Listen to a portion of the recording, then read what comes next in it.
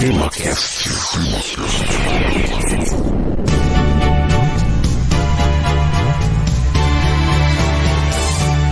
Oh yes, I'm the great pretender. Pretending I'm doing well. My need is such, I pretend too much. Muito bem, meus amigos, está começando mais um TemaCast. Aqui é Francisco Seixas e participará deste episódio o Igor Alcântara. E hoje, eu vou revelar aqui que, na verdade, meu nome não é esse, não, tô brincando. Que isso? Pois é, estamos aqui para falar de um episódio que entra, acho que meio na categoria de biografias, né, dos temas que a gente normalmente fala, só que são diversas, né, que a gente vai comentar hoje. Exatamente, olha só, gente, esse aqui é o TemaCast número 39 e hoje é o dia 1º de abril, portanto, nós iremos falar sobre uma série de impostores que ficaram famosos exatamente porque mentiram desesperadamente. O episódio vai começar agora, mas logo na sequência tem a leitura de e-mails e comentários e, infelizmente, nós temos uma notícia para dar para vocês, que são os nossos ouvintes. Esse aqui é o último episódio do TemaCast, tá? Então, por favor, aproveitem bem, discutem bem,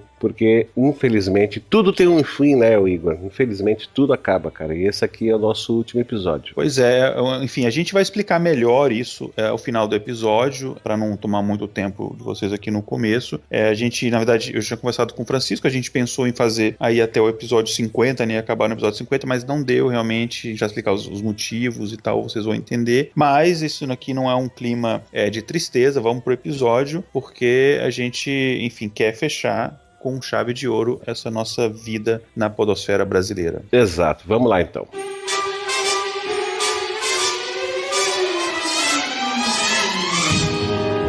Come fly with me, let's fly away. If you can use some exotic Pessoal, booze, desde there's a sempre, bar. inúmeras pessoas fizeram se passar por outras, assumiram ser o que não eram e obtiveram sucesso quanto aos objetivos que pretendiam. Alguns pelo simples prazer de obter o tal do êxito. Outros, para obter lucro. Eles não mediam esforços para enganar, trapacear e ter acesso ao dinheiro alheio sem trabalhar ou simplesmente para se sentirem mais inteligentes e mais espertos do que os outros. Antes de mais nada, vamos diferenciar o mentiroso do impostor. O mentiroso utiliza, em verdade, né, a mentira, na maioria das vezes, para encobrir algo, para fazer bonito na sociedade, se desfazer de responsabilidades e de culpas. Já o impostor é aquele que diz ser outra pessoa ou diz ser algo que não é. Por exemplo, um médico, ou um advogado, ou sei lá o quê. O mentiroso pode contar uma mentira onde ele diz ser alguém mais importante do que realmente é, numa determinada e única oportunidade. Já o impostor, ele vai falar essa mentira e vai vivenciar a experiência até as últimas consequências. Ou então até ele ser pego, né? Mas com certeza, o impostor é, antes de mais nada, também um mentiroso. Concorda, Igor? Eu concordo, sim, e a gente entende aqui, então, o impostor como se fosse um nível além aí, né, do mentiroso, né? Uma coisa que é importante a gente falar aqui, até antecipando já alguns comentários que podem ter por parte dos ouvintes, é que a gente não incluiu nessa lista aqui nenhum político, ninguém relacionado à questão religiosa e tal. Primeiro porque, inclusive, a gente já citou alguns políticos quando a gente fez o episódio no ano passado, exatos um ano, sobre o Dia da Mentira. A gente citou alguns mentirosos famosos. Esse a gente está falando de impostores, né? Então, existe este motivo. E um outro motivo, se a gente pensar num político que contou mentiras, como o Francisco falou, ele é um mentiroso, ele não é um impostor, ele não faz se passar por uma outra pessoa que não ele, né? É ele mesmo, só que, enfim... Mentindo, exatamente. Muito, né? Mentindo muito. Exatamente. É isso mesmo. Eu sugiro eu começar aqui por um cara chamado Frank William Abagnale Jr. Esse cara nasceu em abril de 1948. Ele começou a carreira de embusteiro, né, de trapaceiro, na década de 60. Seu primeiro golpe foi passando cheque sem fundo. Coisa banal, né, gente? Mas naquela época era tudo de bom. É porque ele descobriu que era possível fazer esse tipo de coisa quando foi forçado a passar cheques com quantias superiores ao que ele tinha lá no banco, né? Superiores ao que ele tinha na conta dele. Isso, entretanto, funcionou até uma hora que o banco parou de dar cheques para ele, né? Porque todo banco faz isso. Você começa a passar cheque sem fundo, o banco vai lá, corta a tua asinha e não te dá mais cheque. Com isso, fez com que ele abrisse contas em bancos diferentes e, eventualmente, criando novas identidades para isso, porque senão também ele fica manjado no banco, os bancos se comunicam e não dá mais nada, né? Acabou. Aí ele começou a criar identidades falsas para isso. Durante esse período, ele experimentou e desenvolveu diferentes técnicas de fraude. Ou seja, o cara começou a dar a voltinha, né? Pois é, então, o pessoal tá apertando, deixa eu dar meu jeito. Um dos exemplos dessas técnicas diferentes que ele desenvolveu foi imprimir os seus próprios cheques, que eram cópias quase perfeitas dos originais, e ele usava esses cheques persuadindo os bancos a liberar dinheiro que nunca se materializou, ou seja, dinheiro que ele nunca depositou. E visto que todos os cheques... O que acontecia, gente? Cheque que ele mesmo imprimia, evidentemente, eram devolvidos porque não tinham fundo. Por um período de 2 anos, ele fingiu ser também piloto da Panam, aquela extinta companhia aérea americana, e com isso ele viajava gratuitamente pelo mundo. Depois fez-se passar por um pediatra num hospital da Geórgia. Tinha um diploma de advogado falso de Harvard e assim passou no exame para ser... Olha só isso, gente, o cara pegou um diploma falso de advogado e passou no exame para ser o desembargador geral do estado da Louisiana, nos Estados Unidos. Olha só o nível de cara de pau desse cara, né? Em 5 anos, esse cara teve 8 identidades, a maioria para fazer aquilo que ele mais sabia fazer até então, que era trocar cheques. E também emitiu cheques sem fundo de mais de 2,5 milhões de dólares americanos em 26 países. O dinheiro foi todo utilizado no seu caro, evidentemente, caro estilo de vida nas festanças, com belas aeromoças, caros banquetes em restaurantes, roupas finas, carrões, etc, etc. O Ebignail foi preso na França em 1969, quando uma comissária da Air France reconheceu o seu rosto em um cartaz de procurado. Quando a polícia francesa o capturou, todos os 26 países em que ele cometeu fraude pediram sua extradição. E o que aconteceu foi o seguinte: primeiramente ele ficou 6 meses preso na casa de detenção de Perpignan, na França, onde ele quase morreu, lá ele passou mal. Depois ele foi extraditado para a Suécia, onde ficou por 1 ano na prisão de Malmö, por falsidade ideológica. Mais tarde, um juiz revogou seu passaporte americano e o deportou para os Estados Unidos para prevenir futuras extradições. Esse cara foi sentenciado a 12 anos de prisão em uma penitenciária federal por várias modalidades de fraude e falsidade ideológica. Em 1974, o governo federal dos Estados Unidos o libertou sob a condição de que ele deveria ajudar as autoridades federais contra fraudes monetárias. Após a sua soltura, ele tentou diversos empregos, mas achou-os meio sem graça, meio insatisfatórios. E ele resolveu fazer uma oferta a um certo banco. Ele explicou o que fez, né, para esse banco e se ofereceu para palestrar ao pessoal e mostrar vários truques que os fraudadores usavam para enganar os bancos. Ele fez a seguinte oferta: se o banco não achasse que o que ele dissesse fosse útil, não precisaria pagar nada. Caso contrário, eles lhe deveriam $500 e deveriam divulgar o seu nome e seu trabalho a outros bancos. Naturalmente, eles se impressionaram e assim, esse cara começou sua vida como um consultor legítimo. Mais tarde fundou a Ebignail Associates, onde adverte o mundo dos negócios sobre fraudes, organiza palestras e dá aulas pelo mundo. Ele agora é um multimilionário através de sua empresa de consultoria de fraudes e prevenção situada em Tulsa, em Oklahoma.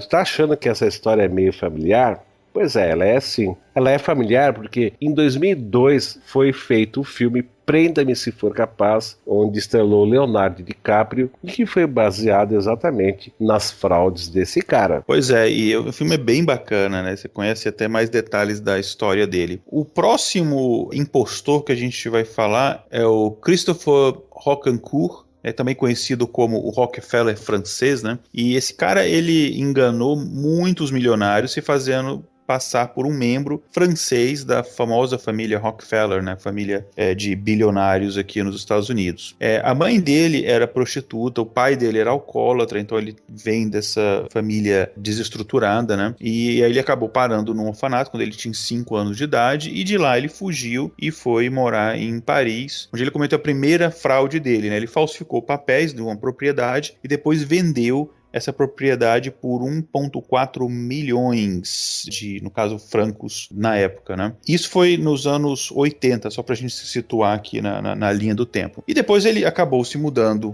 para os Estados Unidos, né? E quando ele fez essa mudança para chegar aos Estados Unidos, ele acabou utilizando vários nomes diferentes para chegar aqui, até porque ele saiu da Europa porque ele já estava sendo procurado lá por causa desse crime, ele enganou muitas pessoas de posses, né? Pessoas influentes. Ele acabou chegando em Los Angeles e se passou por um produtor de cinema, chegou a se passar por um boxeador, chegou a se passar por executivo, enfim, ele tinha diversas identidades. Ele chegou a dizer para várias pessoas que a mãe dele era Sophia Loren, ou então que o tio dele era o Dino de Laurentiis, que é um famoso produtor de cinema italiano. Enfim, ele acabou se relacionando com várias celebridades, teve casos com algumas delas, chegou a se casar com uma coelhinha da Playboy, a Pia Reis, né? Tiveram inclusive um filho, o Zeus. Aqui a gente já está indo ali dos anos 80 para os anos 90. Depois ele acabou indo para o Canadá e lá ele escreveu uma autobiografia onde ele ficava fazendo piada, ridicularizando as vítimas dos golpes dele. E aí, já neste século, né, em março de 2002, ele foi extraditado do Canadá para os Estados Unidos, né, ele foi enviado a Nova York e ele acabou assumindo a culpa, né, declarou-se culpado de 3 dos 11 crimes que estavam tentando imputar a ele, né? E dizem por aí que ele ganhou mais de, escute só, 40 milhões de dólares com os golpes que ele passou. Mas que barbaridade, né, cara? Pois é. Quando o cara tem talento, é complicado.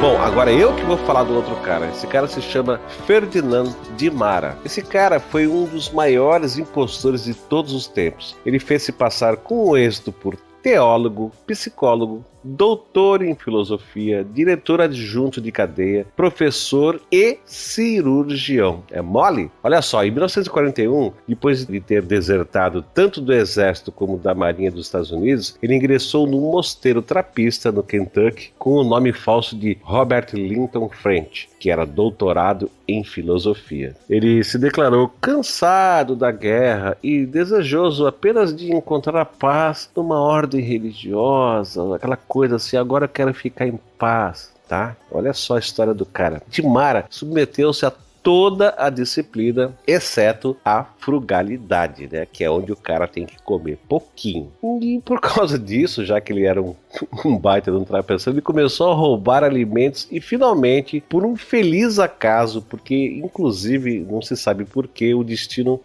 não acredito muito em destino, mas para esses casos parece que funciona, esse cara foi enviado para trabalhar nas vinhas desse mosteiro, onde ele e um outro monge se banquetearam com uvas e, é claro, né, violaram os seus votos de silêncio. Devia ser uma matracagem, comendo uva, contando piada, eu imagino isso. Bom, infelizmente, os seus pecadinhos foram descobertos dentro do mosteiro. O outro irmão, né, que ele levou na lábia, confessou as faltas e permaneceu no mosteiro, mas o de Mara acabou abandonando o convento, porque afinal de contas já não ficou mais interessante. E olha só, gente, ao contrário da maioria dos impostores cujas fraudes são detectadas devido a falhas nos seus planos, a queda de Mara foi consequência do seu imenso talento. Olha a história desse cara. Um fato se verificou em 1952. Encontrava-se o tal do Dibara a meio de uma aventura espetacular. Ele utilizara as credenciais de um médico que era seu amigo, o Dr. Joseph Cyr, para obter uma patente de tenente médico da Marinha Real Canadense durante a Guerra da Coreia. Ele conheceu esse tal de Joseph Cyr quando fizera passar por um médico estudante de teologia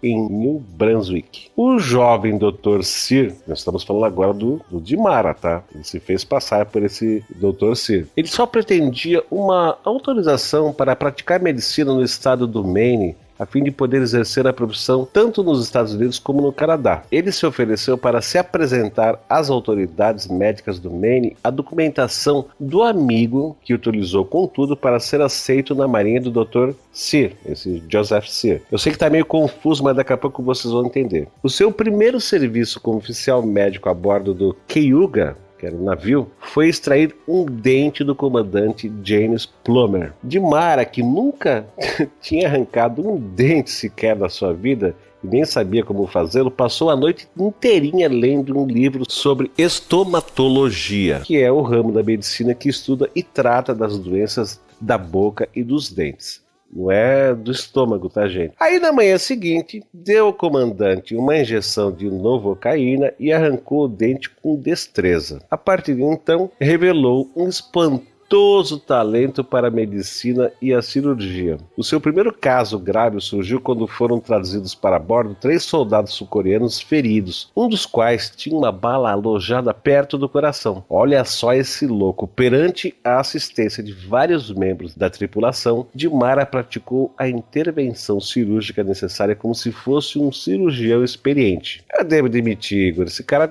antes de ser qualquer coisa, o cara tem que ser muito cara de pau, né? Vamos combinar. Pois é. 12 horas mais tarde, o soldado encontrava-se em condições de abandonar o navio. Uma semana depois, o Cayuga, esse navio, fez escala na mesma zona e DeMara, que desembarcou, comprovou as acentuadas melhorias do seu paciente, ou seja, ele foi lá e comprovou que realmente ele foi muito bom como médico. Mas enquanto ele esteve em terra, ele verificou, muito consternado, que existia uma falta de assistência e de instalações médicas, e aí ele acabou montando uma clínica onde, trabalhando sozinho, executou diariamente operações e amputações.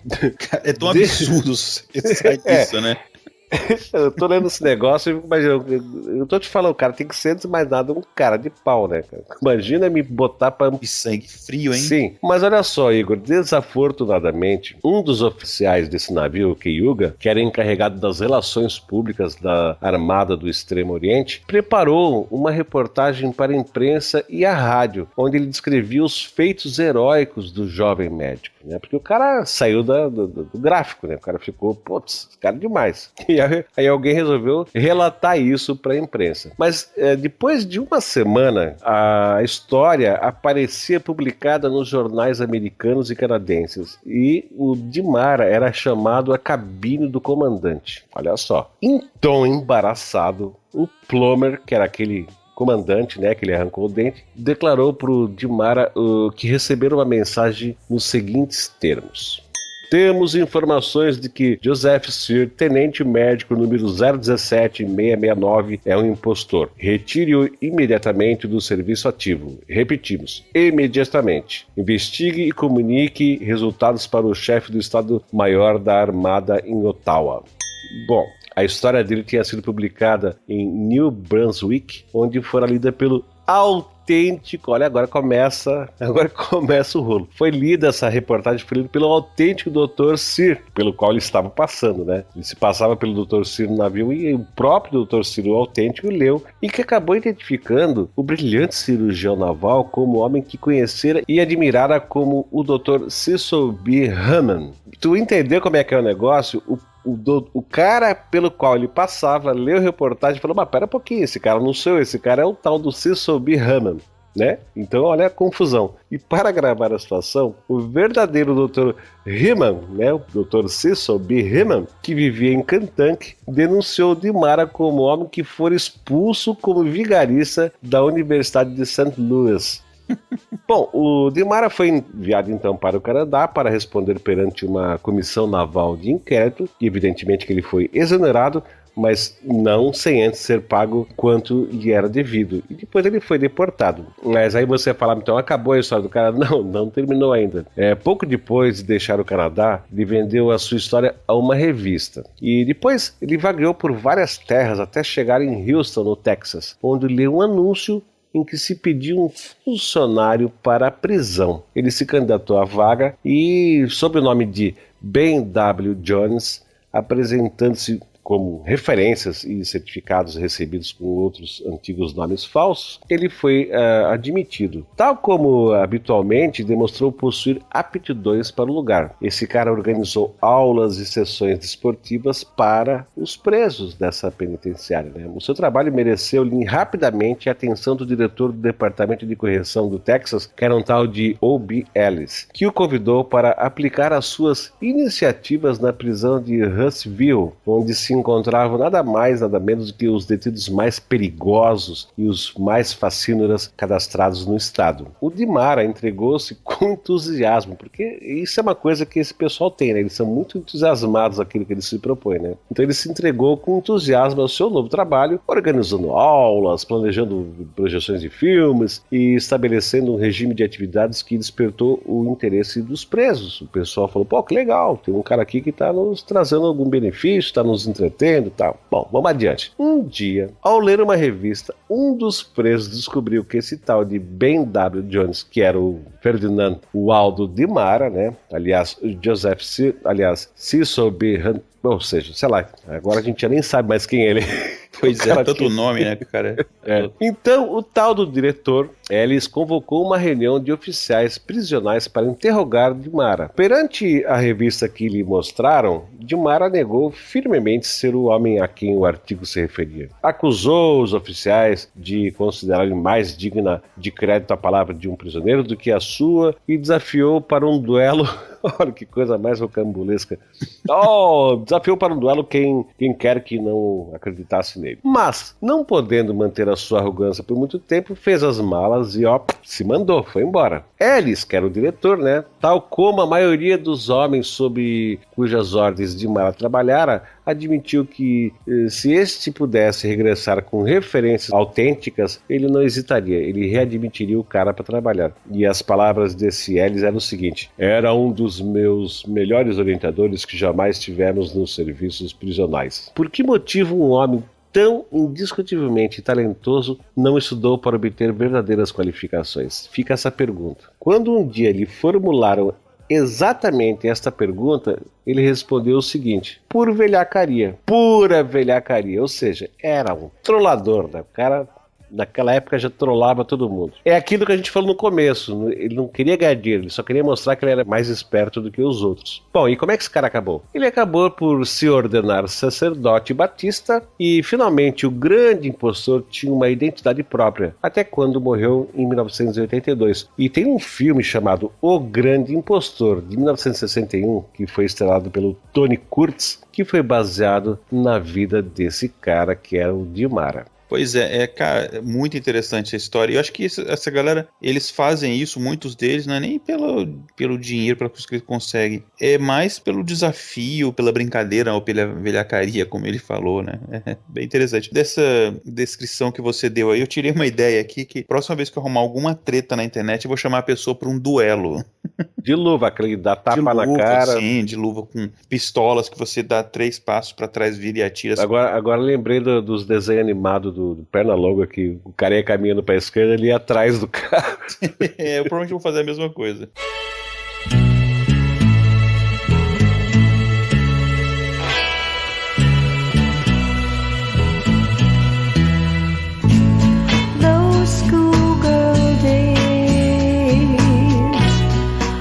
Mas então, vamos falar agora aqui de um outro cara, o David Hampton. Bom, como a gente percebeu até o momento, né, a maioria dos impostores aqui que a gente tem citado, eles começaram as carreiras ainda bem jovens, né, mas eram normalmente golpes ali menores e só depois, já mais velhos, eles cometiam aqueles golpes que os tornaram famosos.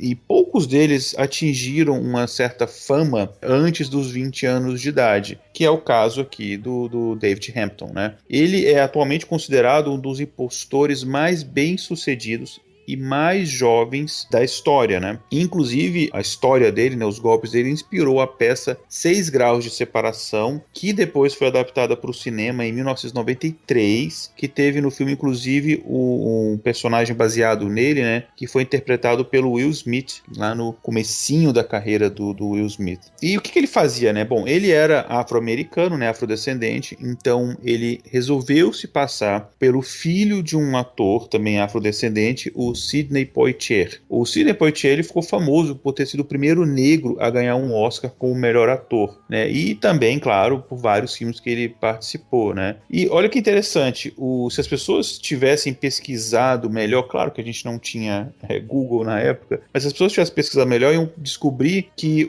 esse ator famoso, o Sidney Poitier, nem filho homem teve, né? Ele teve 6 filhas, né? Todas mulheres, né? Então, quer dizer, seria inclusive fácil descobrir que o cara não era filho mesmo do ator, como ele dizia ser. Em 83, né, 1983, ele com 19 anos tentou entrar num clube noturno com um amigo dele, o Estúdio 54 lá em Nova York, que a gente citou lá no episódio 37, quando a gente falou sobre a era disco, essa passagem que está inclusive conectada com aquele episódio, e a gente comentou naquele episódio que esses clubes de disco, eles eram muito restritos, assim, né, eles ficavam uma pessoa na porta escolhendo quem podia entrar ou não. É seletivo, né? Eram bem seletivos.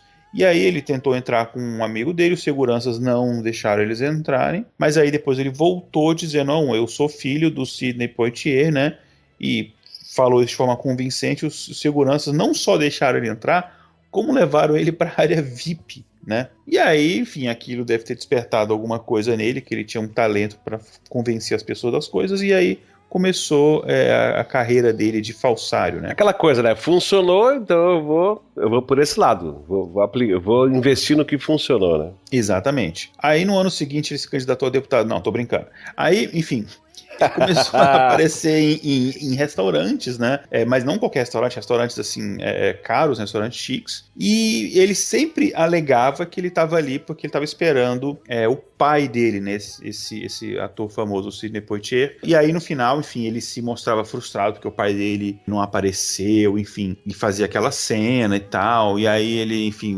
não podia pagar a conta porque o pai dele que iria pagar a conta, né? Enfim, aí no final ele acabava pagando a conta com um cheque assinado com o suposto nome dele, enfim, toda aquela cena, né, para convencer as pessoas, né. Enfim, e aí essa coisa foi evoluindo, não só de jantares grátis, né, depois ele começou a ter como alvo aquelas pessoas mais ricas, né, lá da ilha de Manhattan, né, lembrando que a gente está falando mais uma vez aqui de Nova York. Então, nomes como Calvin Klein, a Melanie Griffith, o ator Gary Sinise, que no filme Forrest Gump é o 10 at 10, né, que ele perde a perna.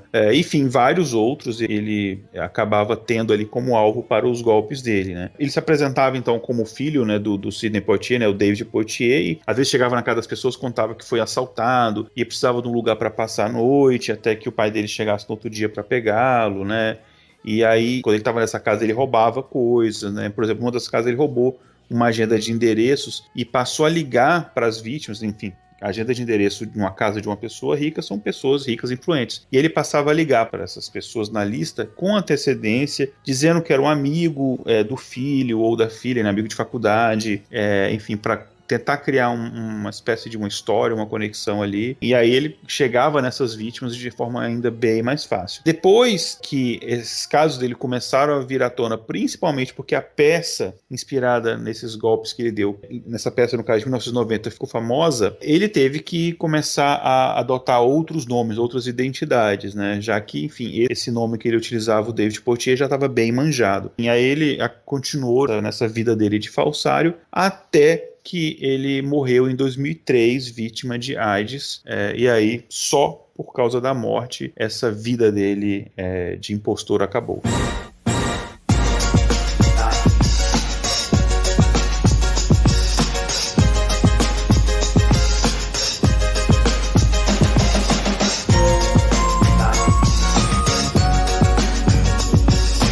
Será que tem algum dos nossos ouvintes, deve ter, né, Igor, que não conhece a banda Milli Vanilli? Olha só.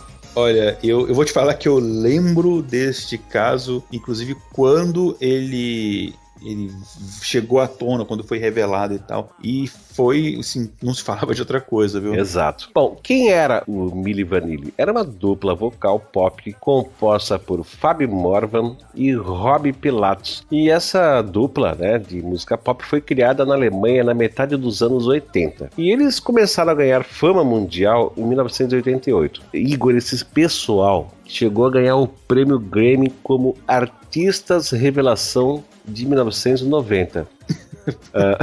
Cara, parabéns, cara. Tem que aplaudir, viu? Tu tem que aplaudir. Inclusive, antes da gente começar a falar dessa dupla, Milli Vanilli, essa musiquinha que ficou na vírgula aí já é a musiquinha, uma das musiquinhas deles, tá? Mas nesse mesmo ano, né, que foi 1990, durante uma apresentação ao vivo na MTV com a canção Girl, You Know It's True, que é uma ironia, né? Falar que é uma verdade.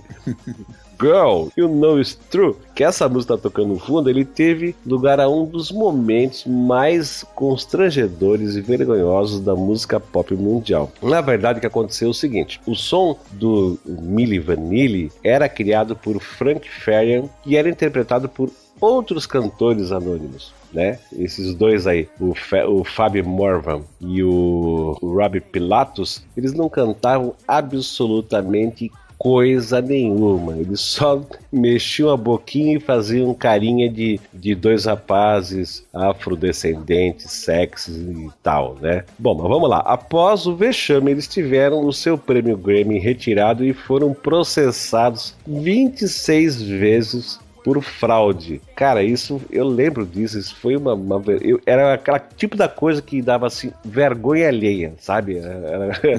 Pois é. Até porque as músicas eram bem bonitinhas pra época, sabe? Eram bem convincentes mesmo. E eram realmente, só que eles não cantavam nada, eles só faziam a dublagem da coisa. Como eu falei, eu lembro desse caso e foi realmente... eu não gostava dos artistas em si, porque era uma fase assim que eu tava mais na onda do heavy metal, mas eu lembro de o pessoal comentar.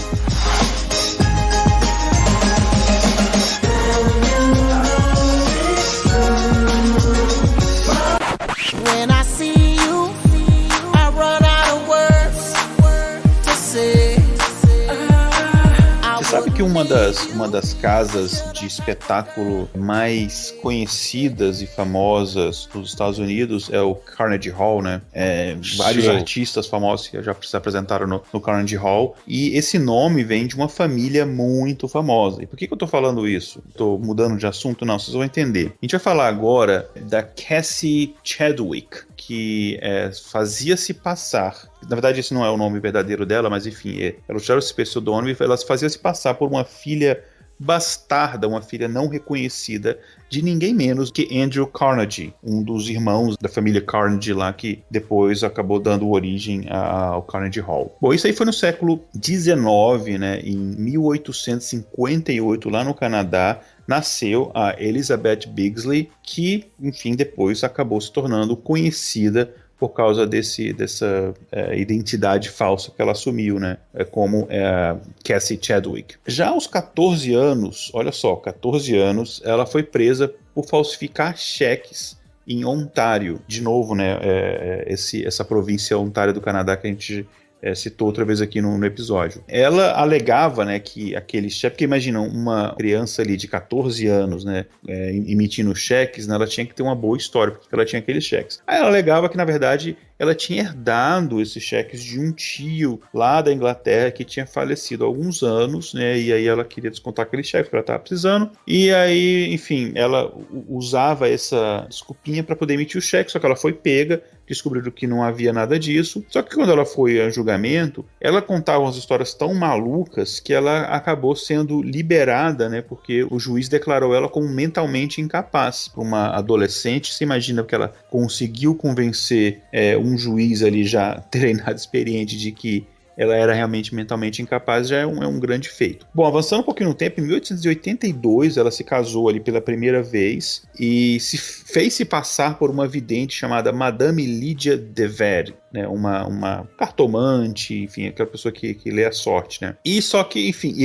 o marido dela era ali da alta sociedade, ela começou a conviver com as pessoas dessa alta classe e ela acabava aplicando o golpe nessas pessoas, pedindo o dinheiro emprestado, contando uma historinha ou muitas das vezes ganhando dinheiro lendo a sorte dessas pessoas e tal. Só que as pessoas acabaram descobrindo que ela não era nada daquilo, que ela era uma impostora, né? E começaram a pressionar ela para ter o dinheiro ressarcido e tal. O marido descobriu, enfim, o casamento acabou durando ali nem um ano, né, menos de um ano, o casamento acabou e ela acabou partindo para outras vítimas. E aí, enfim, ela se casou de novo, aí a gente vai avançar um pouquinho mais além do tempo, passaram-se aí 15 anos, mais 3 maridos, e ela esquematizou ali, ela planejou a fraude mais ambiciosa dela, né, e que, por causa disso, a tornou muito famosa. Ela convenceu Deus e o mundo de que era filha ilegítima desse bilionário que eu citei, o Andrew Carnegie, né, que enfim, a família Carnegie, eles investiam muito em ferrovias e em siderurgia, e por causa disso, a gente está falando do século XIX, que foi a época que realmente floresceu, né, as ferrovias, e a gente está falando aí numa época também de pós-revolução industrial, onde o minério de ferro se tornou mais valorizado ainda do que antes. Então, obviamente, era uma família riquíssima. Ela, alegando ser uma filha bastarda desse bilionário, ela acabou conseguindo muita coisa. E foi, inclusive, genial o plano dela, porque se ela falasse que ela era filha legítima, era fácil o pessoal... Quer dizer, não exatamente fácil, né? Porque um bilionário desse não ia atender o telefonema de ninguém. Mas haveria a possibilidade do pessoal verificar e saber, não, eles não têm uma filha com esse nome e tal. Alegando ser uma filha ilegítima, bastarda, o pessoal ninguém não ia chegar para... Imagina, a gente tá falando ali de século XIX, né, uma sociedade mais conservadora. Ninguém ia chegar para um cara desse altamente poderoso, influente, e falar e meio que acusar o cara de ter uma filha fora do casamento, né? Então, o pessoal deixava tudo ali meio que por debaixo do pano, e por isso a história dela acabava convencendo e ganhando novas vítimas, né? Então isso foi durante 8 anos. Ela conseguiu pelo menos 20 milhões de dólares em empréstimos. E quando a gente fala 20 milhões de dólares no século XIX, isso você pode multiplicar por 5 se fosse em dinheiro de hoje, ou no mínimo, na verdade, ou muito mais, entendeu? Era muito mais dinheiro. Enfim, ela chegava nos bancos usando o nome do suposto pai dela, contava essa história, falava, não, meu pai vai honrar os empréstimos e tal, você pode até cobrar uns juros a mais. Tinha algumas histórias assim que eu estava pesquisando que ela chegava a contar. E aí esses banqueiros ficavam meio assim de, por exemplo, negar, né? Porque a história que ela contava é o seguinte, isso aí não é uma coisa, não pode chegar a público, porque vai desmoralizar meu pai.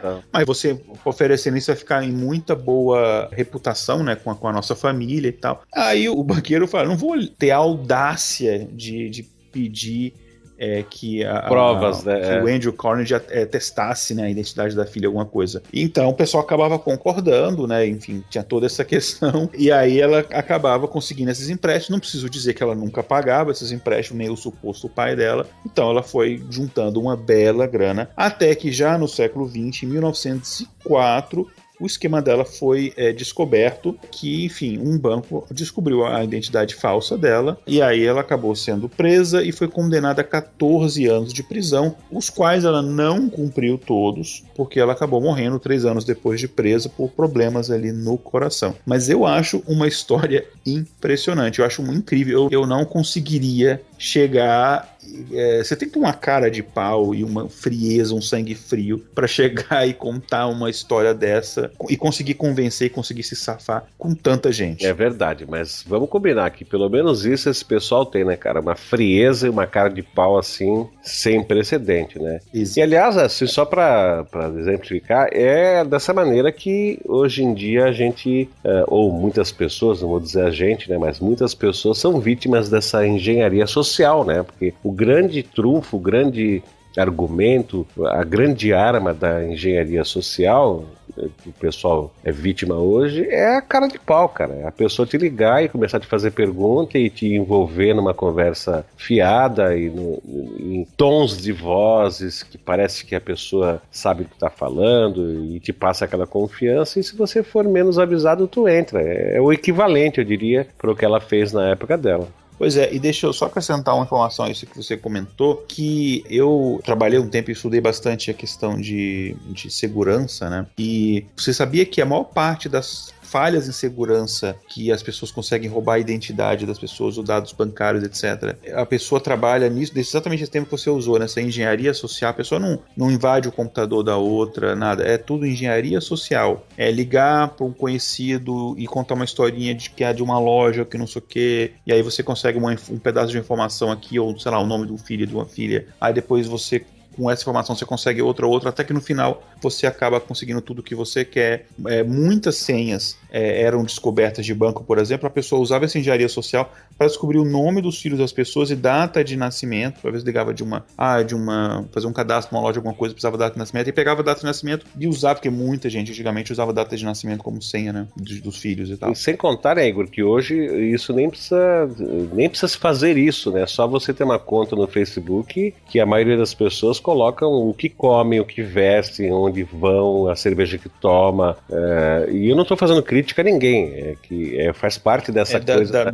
Dessa nova sociedade, nova geração, sim. Só para encerrar esse assunto, teve uma experiência que até tem vídeos no YouTube sobre isso. Uma experiência que o pessoal fez tinha uma tenda de uma vidente e essa pessoa falava coisa da sua vida e descobriu um monte de coisa. O pessoal ficava impressionado como é que a pessoa sabe tanto, e na verdade a pessoa estava pesquisando nas redes sociais daquela pessoa. Antes de você ir lá, você preenchia só uma fichinha rápida com o seu nome e acho que mais uns 2 dados lá. E aí, enquanto você estava ali, tinha alguém pesquisando na internet e passando informação por ponto eletrônico para suposto vidente. Eu lembro disso, era aterrorador, né, cara? Porque sabia-se tudo da vida da pessoa. Exato.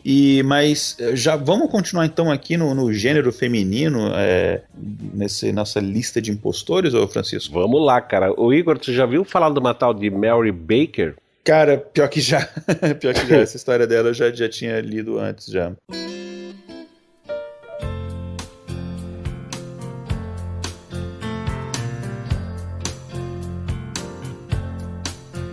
I need a little time to think it over. I need a little space. Em 1817, e é bom a gente falar o ano, né? Porque dá a impressão que isso é uma coisa aqui do nosso século XXI, né? Ou do século XX. Não, 1817, tá? Século XIX. Um sapateiro, aquele cara que consertava. Hoje o sapateiro é o cara que vende sapato. Naquela época era o cara que consertava sapato, né? Um sapateiro na Inglaterra conheceu uma mulher desorientada com roupas exóticas que falavam uma linguagem que ninguém conseguia entender. Os locais, né, o pessoal daquela localidade, trouxeram estrangeiros para ver que idioma que era esse que essa mulher falava, né? Essa coisa louca que ninguém entendia. Até que um marinheiro português, abre aspas, traduziu, fecha aspas, né? E se traduziu, tu pode substituir por parceiro, né? Traduziu sua história da seguinte maneira. Depois que ela falou lá aquela língua que ninguém entendia, ele falou assim: ela é uma princesa chamada Carabu, da ilha de Javaso, no Oceano Índico. Ela foi capturada por piratas que depois a atiraram ao mar e ela nadou até a praia aqui. E nós estamos vendo ela. Bom, o que aconteceu, gente? Nas semanas seguintes, a representante da realeza exótica foi a favorita dos dignatários locais, ou seja, da população. Ela usava arco e flecha, esgrima, nadava sem roupa, rezava a Deus, a quem ela chamava de Alá Talá, né? Ela ganhou roupas exóticas e fizeram um retrato que saiu nos diários, né? Nas publicações locais lá. Até que uma hora a verdade apareceu. Ela não era nada mais nada menos que a filha de um também sapateiro, e ela se chamava Mary Baker de Devon. Ela havia sido criada, né, como filha de empregado em vários palácios da Inglaterra, mas não encontrou nenhum lugar para poder viver, né? Eu imagino que a situação dela era o seguinte: ela estava em contato com a nobreza, com a riqueza, mas era filha de empregados, e ela resolveu criar alguma coisa que pudesse ser só dela e que tivesse uma pompa. Eu imagino que seja isso. E ela inventou um idioma falso da sua própria cabeça, né? E ela acabou enxertando nesse idioma algumas palavras ciganas, né? E aí apareceu, claro, esse marinheiro português que traduziu, né? Imagina, né? Traduziu essa linguagem que ninguém conhecia. Bom, ela tentou aplicar o mesmo golpe nos Estados Unidos, na França e na Espanha, mas ela acabou não tendo a mesma sorte. Essa história dessa criatura aí foi a base para o filme Princess Caraboo, né? Só fazer uma pesquisazinha aí pelo IMDb que vocês vão saber mais notícias. Ela foi também uma impostora. Ela se fez passar por uma princesa, quando na verdade ela era filha de um sapateiro, né, Igor? Exatamente. E olha só como é que são os links mentais. Você falou de sapateiro, eu lembrei que sapateiro em alemão quer dizer Schumacher, né? Eu lembrei do Schumacher, então, lembrei de Alemanha, e aí a gente vai falar agora aqui de um alemão, então, que é o Wilhelm Voigt, que ficou conhecido como o capitão de Copernic. Bom, ele era um falsário, um impostor alemão que ele... Essa história é muito engraçada, essa história é hilária. Eu acho que, inclusive, só um parênteses aqui antes de contar, eu acho que os oficiais lá da Prússia, onde isso aconteceu na época, quando ouviram essa história, devem ter dado muita risada, porque a história é ótima. Com certeza, é. Então, olha só o que aconteceu, Francisco. Esse cara, ele se disfarçou como militar da Prússia, só um parênteses aqui, histórico aqui, a Prússia hoje faz parte da Alemanha, mas era uma província, era um país independente na época, e era, inclusive, dessas antigas províncias que formaram a Alemanha, era mais poderosa militarmente, mais influente, rica, etc. Então ele se disfarçou como militar da Prússia em 1906, né? E ele acabou convencendo as pessoas que ele era um famoso capitão, o famoso capitão de Copernic, né? Inclusive, esse famoso é uma coisa que ele mesmo colocava quando ele se descrevia. Então, nesse ano, em 1906, ele comprou parte do uniforme usado de um capitão, né? E já na cidade de Copernic, ele foi no quartel da Marinha, e aí ele ordenou, olha só, o cara chegou num uniforme comprado, não era dele, ninguém ali conhecia ele, mas ele chegou lá no quartel da Marinha e ele mandou que 4 soldados e um sargento o seguissem. Meio que mandou uma ordem, né? Deu uma ordem, e eles foram seguindo. E qual que era a missão? Eles foram lá, eles foram prender o secretário do povo, né, que era um cargo que tinha na prefeitura da cidade de Copernic, né? Foram prender o secretário do povo e o prefeito da cidade. Tô te falando, cara, esses caras são os caras de pau mesmo, né? É muito boa essa história. E eles prendeu o secretário e o prefeito da cidade porque eles tinham suspeitas de maus manejos dos fundos, né? Que seria hoje conhecido como improbidade administrativa. Tá, cara, nós vamos falar de impostores ou vamos falar da nossa política atual? Pois é, e aí, enfim, ele mandou prender o secretário, o prefeito, ainda levou junto o tesoureiro e foram para Berlim, para a capital, porque a ideia é que ele foi lá com essa missão de pegarem essas pessoas para serem interrogadas em Berlim, na capital, né? E levou eles para serem interrogados lá. E aí, com mais esses soldados e o sargento foram até Berlim. Chegaram lá, ele pediu, né, que os guardas aguardassem ali nos postos ali por meia hora, que ele iria voltar, só que ele não voltou. Ele foi para a estação de trem, trocou de roupa e foi embora. É um trollador, né? Só pela zoeira. Esse cara, se um dia inventarem o troféu da zoeira, tinha que ser o nome dele, troféu Wilhelm Voigt.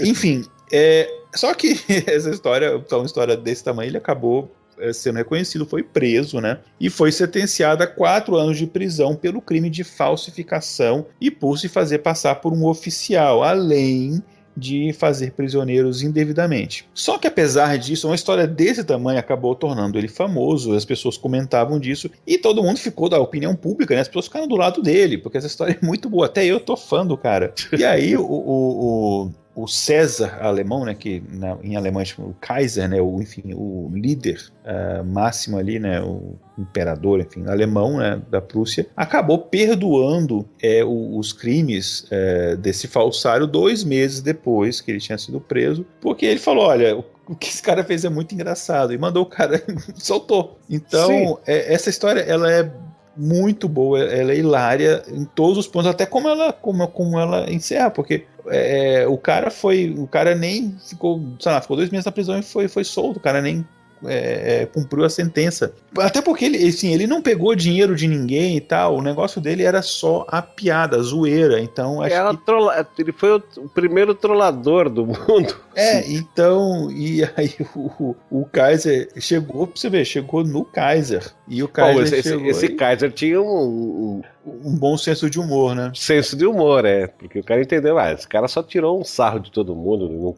Na verdade, ele trouxe um contratempo, ele meio que prevaricou em cima de pessoas que não deviam nada, mas na verdade ele não roubou dinheiro de ninguém, não matou ninguém, Foi isso que eles pensaram.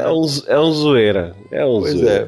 Enfim, mas o pessoal que foi enganado, principalmente o sargento, né? Deveria ter feito um mínimo ali de checagem de informação, né? Obviamente não dava pra ele ir ali no Twitter, não sei o que, a gente tá falando nisso no século XX, né? Mas, enfim, algum tipo de checagem de informação, sei lá, suas credenciais, seus documentos, alguma coisa assim. Mas enfim, o cara fez isso pela zoeira, deve ter dado muita risada sozinho depois que... Deve ter passado dois meses na cadeia só rindo, né? Ele deve ter sido herói da cadeia, né? Os caras devem ter, achado o cara o máximo. Mas foi um impostor, se passou por um capitão. E agora, Igor, a gente vai falar de um cara que não foi exatamente um impostor, tá? A gente vai falar isso daqui a pouquinho, depois da vírgula.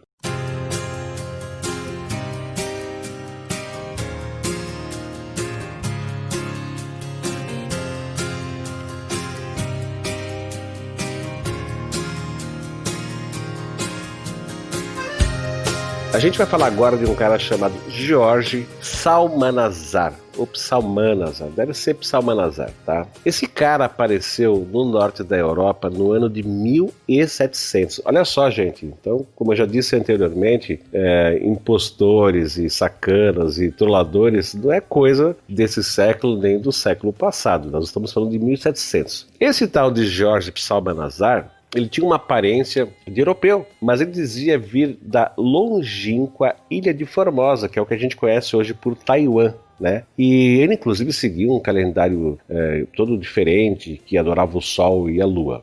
Bom, o que esse cara fez? Esse cara publicou um livro chamado Uma Histórica Descrição da Ilha de Formosa, onde ele dizia que a Ilha de Formosa era uma ilha sujeita ao imperador do Japão, e ele acabou também revelando uma quantidade de hábitos muito estranhos dessa ilha. Ele dizia o seguinte, que Formosa era um país próspero, com muito dinheiro, e que sua capital era uma cidade chamada Sternetsa. Também dizia assim que os homens andavam nus, que eles só se cobriam as partes íntimas com prata e ouro, eles se alimentavam de serpentes que eles caçavam com ramos de árvores, diziam também que eles eram polígamos, mas que o marido tinha o direito de comer, literalmente, né? Comer com a boca, as esposas por infidelidade. Sem duplo sentido nenhum, literal. Não. Exato, dizia ele também que eram executados assassinatos onde o pessoal pendurava as pessoas de cabeça para baixo e disparavam flechas até o cara morrer. E ele dizia mais coisas, olha só o nível de ingenuidade das pessoas, né? Ele dizia que anualmente eram sacrificados 18 mil jovens para os deuses e que os sacerdotes comiam os corpos. Bom, eu imagino que para ter sacerdote para comer corpo de 18 mil jovens, tinha que ter sacerdote pra cacete, né, cara? Porque se você imaginar que 18 mil jovens, um jovem, não dá pra tu assar um guri de 15 anos e comer sozinho. Tu vai ter que precisar de pelo menos mais umas 5 pessoas. Então tu pega 18 mil e multiplica por 5, né? É um absurdo. Mas ele dizia mais coisas assim, tipo que nessa cidade aí eles usavam cavalos e camelos como transporte público. E esse livro dele também acabou descrevendo como é que era o alfabeto de Formosa. Bom, conclusão. Esse livro desse maluco aí fez um enorme sucesso. O próprio bispo de Londres recomendou a sua leitura. Ele foi inclusive chamado... Isso é muito bom, cara.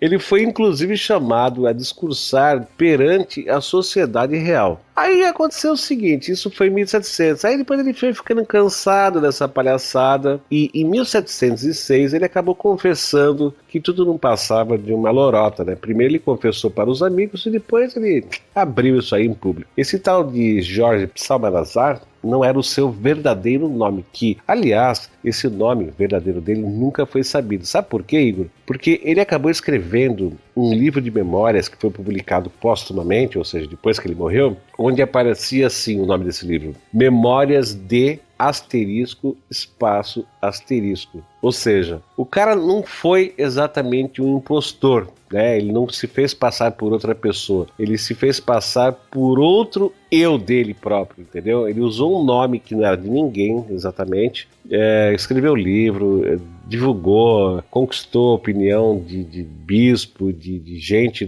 da alta sociedade, da sociedade real, e quando ele morreu, ele deixou escrito um livro de memórias onde ele não revela nem sequer o próprio nome dele. Então, se ele não é exatamente o impostor, ele foi pelo menos um cara muito dedicado a manter a sua identidade em segredo, né? Mas foi um outro trollador, né? Vamos combinar, né? Foi um outro trollador.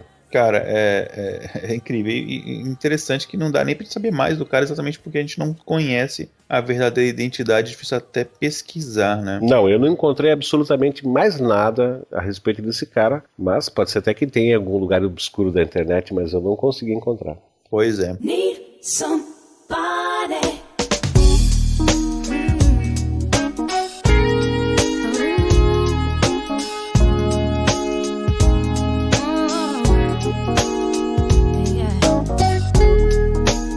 Bom, eu vou falar de um cara agora que também viveu ali nasceu, né, no finalzinho do século XIX e praticou os golpes deles ali no início para metade do século XX. É o Stanley Clifford Wayman. Diferente da maioria dos impostores, né, que a gente citou aqui, ele ou não de todos, mas da maioria deles, ele não trapaceava para ganhar dinheiro, né? O que ele queria realmente era, enfim, curtir, viver as aventuras e tal. E aí ele acabava fazendo-se passar por oficiais das Forças Armadas, seja da Marinha ou do Exército, né? E já se passou por jornalista, ele se passou até mesmo por secretário de Estado americano, cargo que até 2 anos atrás, 1 ano atrás, era ocupado pela Hillary Clinton. Enfim, é um cargo desta importância, né? Então teve uma vez aí, né, que o Wayman, não vou chamar ele de Clifford, para não confundir com o Clifford, nosso amigo historiador que grava com a gente, né, o Cliff Rodrigues.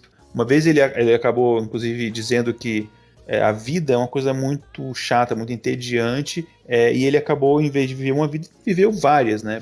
Então, por causa disso, ele nunca ficou entediado. Essa frase dele é bem interessante, é uma forma de romantizar as coisas que ele fazia. Uma vez, olha que interessante, essa história aqui, se não fizeram um filme, deveriam fazer. Uma vez ele planejou ali um encontro entre uma princesa afegã, né, uma princesa do Afeganistão, e o então, na época, presidente dos Estados Unidos, o Warren Harding. Isso aí a gente está falando no início do século XX. Bom, só para a gente entender melhor aqui, né? A princesa afegana do Afeganistão, a princesa Fátima, ela estava visitando os Estados Unidos para comandar ali algumas negociações relativas a um acordo de paz entre o Afeganistão e o Reino Unido. Só que nesta época o governo americano não tinha reconhecido essa visita dela como uma visita oficial, ou seja, como uma visita diplomática. E aqui vale um parênteses só para explicar o contexto histórico. Nessa época, boa parte daquela região ali ainda estava sob domínio britânico, né? A Inglaterra tinha todos aqueles países ali, a gente fala de Afeganistão, Paquistão, Índia, tudo aquilo ali era colônia inglesa ainda. Então, os Estados Unidos, aliados da Inglaterra, receberem como visita oficial um membro suposto, né, do governo afegão, era, diplomaticamente falando, muito ruim para as relações dos Estados Unidos com a Inglaterra. Então, os Estados Unidos não aceitavam, o presidente americano, né, o Harding, não aceitava se encontrar com ela, de forma alguma, porque aquilo pareceria uma afronta contra a Inglaterra. Aproveitando-se desse contexto, porque os jornais falavam disso, né, que, enfim, estava ali representante do governo afegão, meio que, digamos, um representante informal, e existia essa situação meio embaraçosa dela não poder se encontrar com o presidente, os jornais noticiaram aquilo, e o Wayman, né, o nosso impostor aqui, ele se aproveitou disso daí e fez uma visita à princesa Fátima, se fazendo passar pelo ministro das Relações Exteriores dos Estados Unidos, não é pouca coisa. E aí ele chegou, e pelas minhas pesquisas aqui, o que eu descobri é que ele chegou ali com um discurso de que ele estava ali extraoficialmente, sem necessariamente o conhecimento do presidente, mas que o Departamento de Relações Exteriores estava disposto a fazer esse meio de campo, né, entre ela e o governo americano, e que eles achavam as reivindicações dela muito justas, né, de dependência do Afeganistão. Então ele se ofereceu para fazer, enfim, como eu falei, esse intermédio e conseguir a reunião com o presidente, que era o que ela queria como objetivo final, oferecer um gesto simbólico importantíssimo para o país dela. Só que, obviamente, não sairia de graça. O que ele pediu em troca é que a princesa doasse um valorzinho ali de $10 mil, né, como um agradecimento ao Departamento de Estado. Cafezinho. Isso, só que a gente está falando aí dos anos 20, né? A gente está falando aí de quase 100 anos atrás. Mais uma vez, $10 mil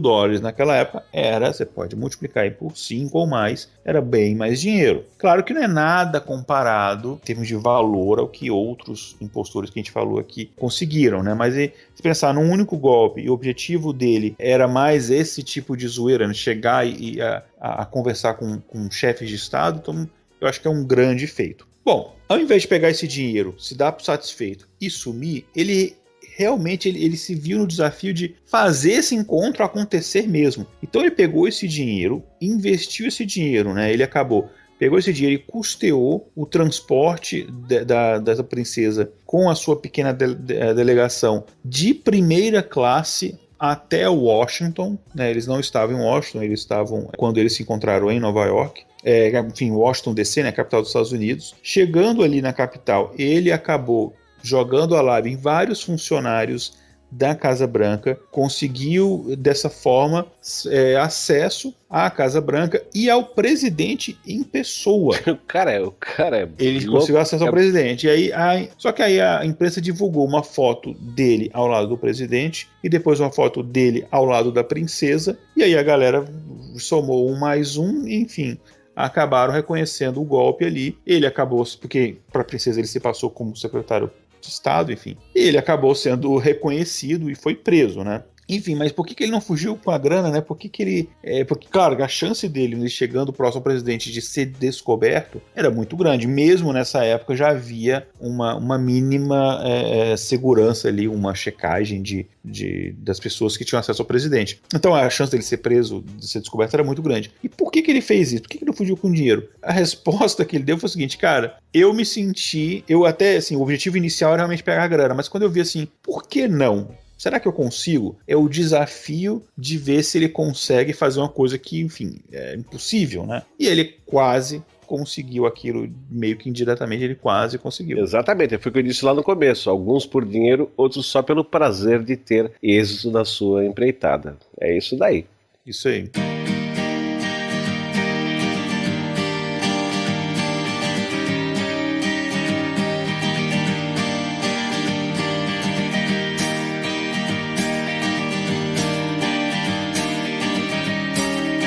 Um tal de Georges Dupré, o próximo caso que a gente vai falar e que é bem interessante, já que ele nunca fingiu ser outra pessoa, que é o padrão, né, dos impostores, é se passar por outra pessoa. No entanto, a história que ele realmente viveu e a história que ele alegava ter vivido era tão diferentes que, inadvertidamente, ele se tornou um dos maiores heróis de guerra do Canadá nos anos que sucederam à Segunda Guerra Mundial. Depois que a guerra acabou, Dupré começou a viajar por todo o Canadá como como um orador público, né, em onde ele descrevia suas missões como espiões para a Executiva de Operações Especiais, que era uma lendária organização criada pelo ministro britânico, né, Winston Churchill. Essa Executiva de Operações Especiais promovia missões de espionagem e sabotagem às forças inimigas durante a guerra. Às vezes, inclusive, ela era referenciada como o exército secreto de Churchill. O Dupré teceu intricadas fábulas da vida por trás das linhas inimigas em Paris durante a ocupação, trabalhando com a resistência subterrânea para derrubar a Gestapo nazista. Ele descreveu com detalhes sua angustiante experiência como um prisioneiro da Gestapo, sofrendo semanas e semanas de tortura física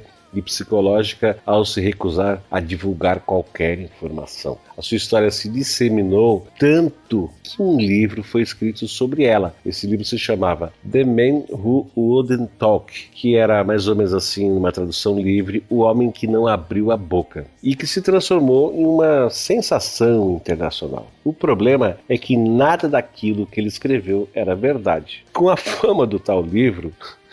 Eu sempre me curvo a cara de pau desse pessoal. Com a fama do tal livro, surgiram testemunhos de pessoas que serviram com esse cara na guerra. A verdade... Isso é muito bom. Pior isso, né? O pessoal quer tirar uma casquinha, né, do heroísmo, da fama. O cara não quer nem saber se depois ele vai ser desmascarado, né? O cara é um trollador. A grande verdade é que esse tal de Dupré passou a guerra inteira, olha só isso, atrás de uma mesa em Londres. Ou seja, ele nunca foi torturado semanas após semanas, física e psicologicamente. E inclusive descobriu-se que esse cara havia aumentado bastante ou um pouco algumas histórias e a coisa toda fugia do seu controle, né? Porque depois começa a mentir, falar coisas que não são, chega uma hora que a coisa perde o controle. Porém, esse cara não ganhou um mico sequer com as suas fábulas, além de seus 15 minutos de fama. Ele acabou doando toda a renda proveniente das vendas dos livros para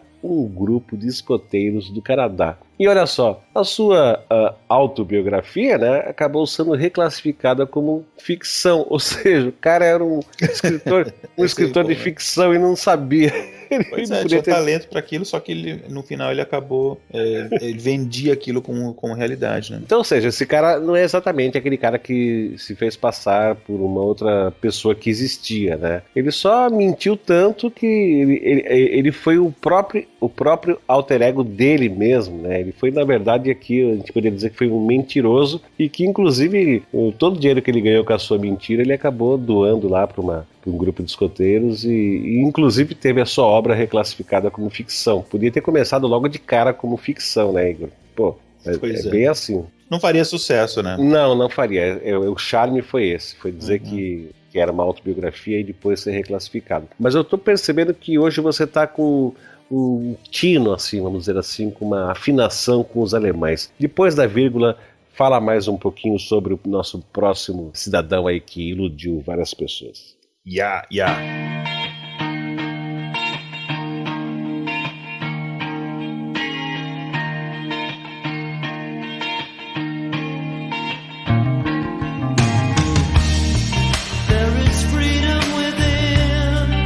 Interessante que a gente, com exceção até agora do primeiro caso, né, do Frank Abagnale, que você comentou, todos os outros, né, já faleceram, né, são casos que aconteceram há mais tempo. Uma outra exceção é mais um alemão aqui que eu vou citar, que é o Christian Karl Geshastenheiter. Com certeza está errada essa pronúncia, mas enfim, é uma palavra aqui de 50 mil letras. Vamos chamar de Christian, fica mais fácil. Bom, ele nasceu em 1961, ele é mais jovem do que metade desse podcast aqui, eu não vou falar quem. Eu.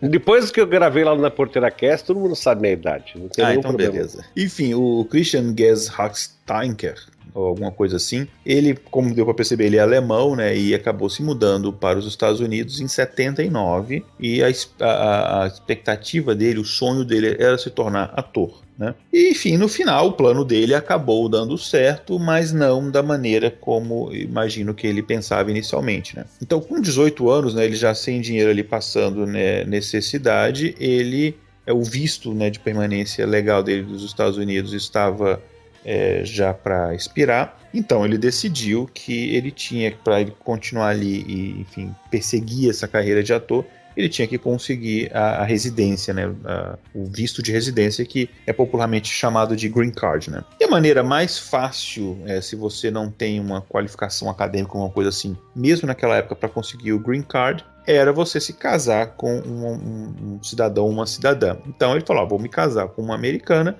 através da minha esposa eu consigo o Green Card, eu continuo aqui nos Estados Unidos legalmente, e aí eu consigo continuar na minha carreira de ator. que ele precisava, né, da permanência legal nos Estados Unidos para conseguir um emprego que, obviamente, nenhum estúdio contrataria um morador ilegal. E foi isso que ele fez. E o que muita gente faz até hoje, tentar um casamento para conseguir os papéis. Ele conheceu uma jovem, né, uma moça chamada Amy Dunker, e ele falou para ela que precisava se casar, precisava dos papéis, porque senão ele seria deportado para a Alemanha, e se ele voltasse para lá, ele seria forçado a lutar contra os russos, né? E a gente está falando aqui no período da Guerra Fria, nesta época em que a Alemanha estava dividida entre a Alemanha Oriental e Ocidental. Então, o que ele está falando, ele seria deportado de volta para a Alemanha Ocidental, e aí ele seria obrigado a lutar ali contra os comunistas e tal.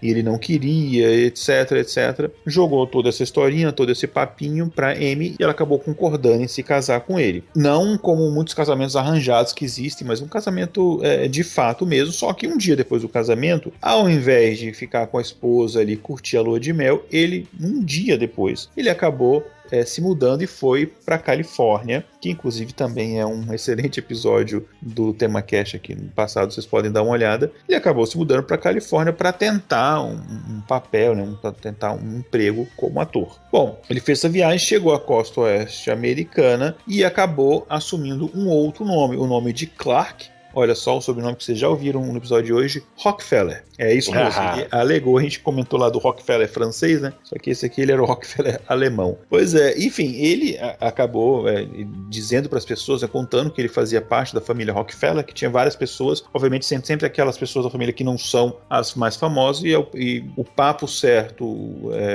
com, enfim, o jeito correto de falar, você acaba convencendo. E o plano dele funcionou e muito bem, por causa dessa conversa dele, que as pessoas acabaram acreditando.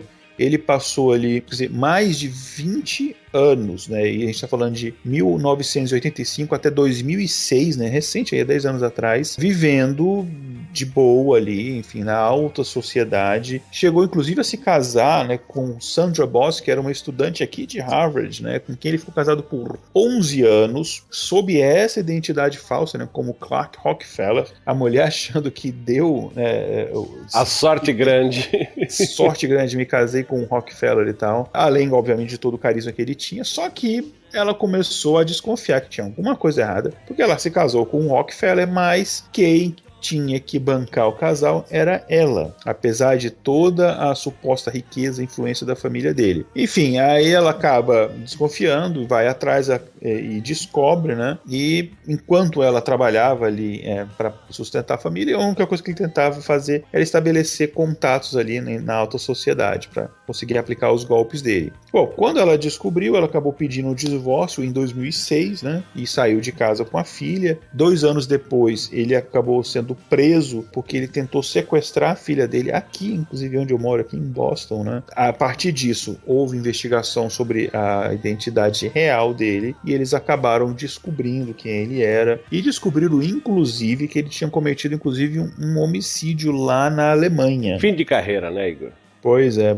E este cara, ele acabou sendo, dá um complemento da história, ele acabou sendo preso e depois deportado, e até onde as minhas pesquisas indicam, ele está preso até hoje, mas lá na Alemanha.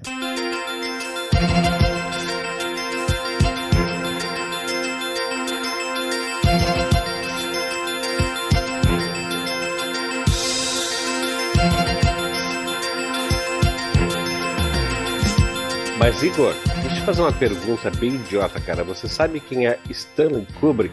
O Stanley Kubrick é um dos meus diretores favoritos. Ele é considerado um dos maiores diretores do cinema americano da história. Eu só mudei aqui só um parênteses, porque ele não é americano, ele é inglês, né? E ele, enfim, fez filmes absolutamente clássicos, como Laranja Mecânica. Ele fez O Iluminado, Nascido para Matar, O Último lá de Olhos Bem Fechados. Enfim, ele fez um monte de filmes fantásticos, mas ele era daqueles diretores excêntricos, ele não gostava de dar entrevista, não gostava de participar de eventos públicos, enfim. Ele era uma pessoa muito reclusa, mas a gente mudou de episódio para falar de cinema agora, né? O que tem a ver aí, Francisco? Tem muito a ver, Igor. Apesar de ser uma pessoa reclusa, né, o Stanley, no começo dos anos 90, ele começou a dar as caras em clubes londrinos, cara. Só que tem um negócio, não era o legítimo, né? Esse novo Kubrick era, na verdade, um homem chamado Alan Conway, que começou a usar o nome do diretor cinematográfico para se aproveitar do status que este tinha, né? E olha só, mesmo sendo totalmente diferente do Kubrick original, tanto em personalidade quanto em aparência física. Enquanto o Kubrick original era barbudo e corpulento, grandão, o Conway era um cara franzino e careca, além de ter um sotaque britânico. E esse Conway também tinha pouquíssimo conhecimento sobre a obra de Kubrick, mas mesmo assim manteve a sua falsa identidade. Uma vez que o Stanley Kubrick verdadeiro raramente aparecia em público nos últimos 15 anos, contando daquela época, né?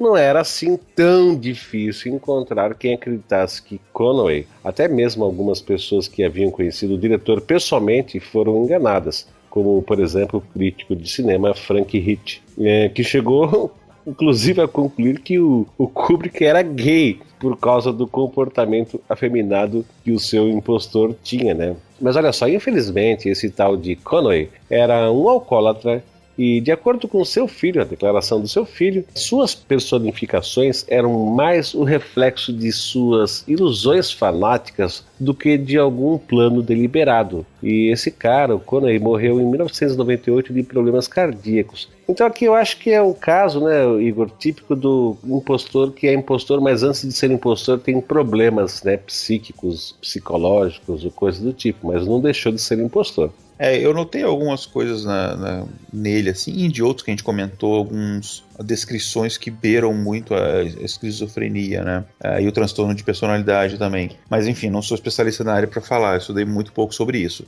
O caso dele que eu acho muito legal é que gente que conhecia o Kubrick foi enganada. Isso a capacidade do cara de enganar as pessoas é tão incrível que, enfim, é a mesma coisa de, por exemplo, digamos que eu sou outro cara, eu não sou o Igor, tô gravando com você publica episódio, você descobre depois, já pensou um negócio maluco esse. É tipo isso, assim. Mas eu acho que a coisa funciona, Igor, a partir do momento que o cara que resolve passar por impostor acredita piamente na farsa. E quando passa essa confiança, né? Passa, exatamente.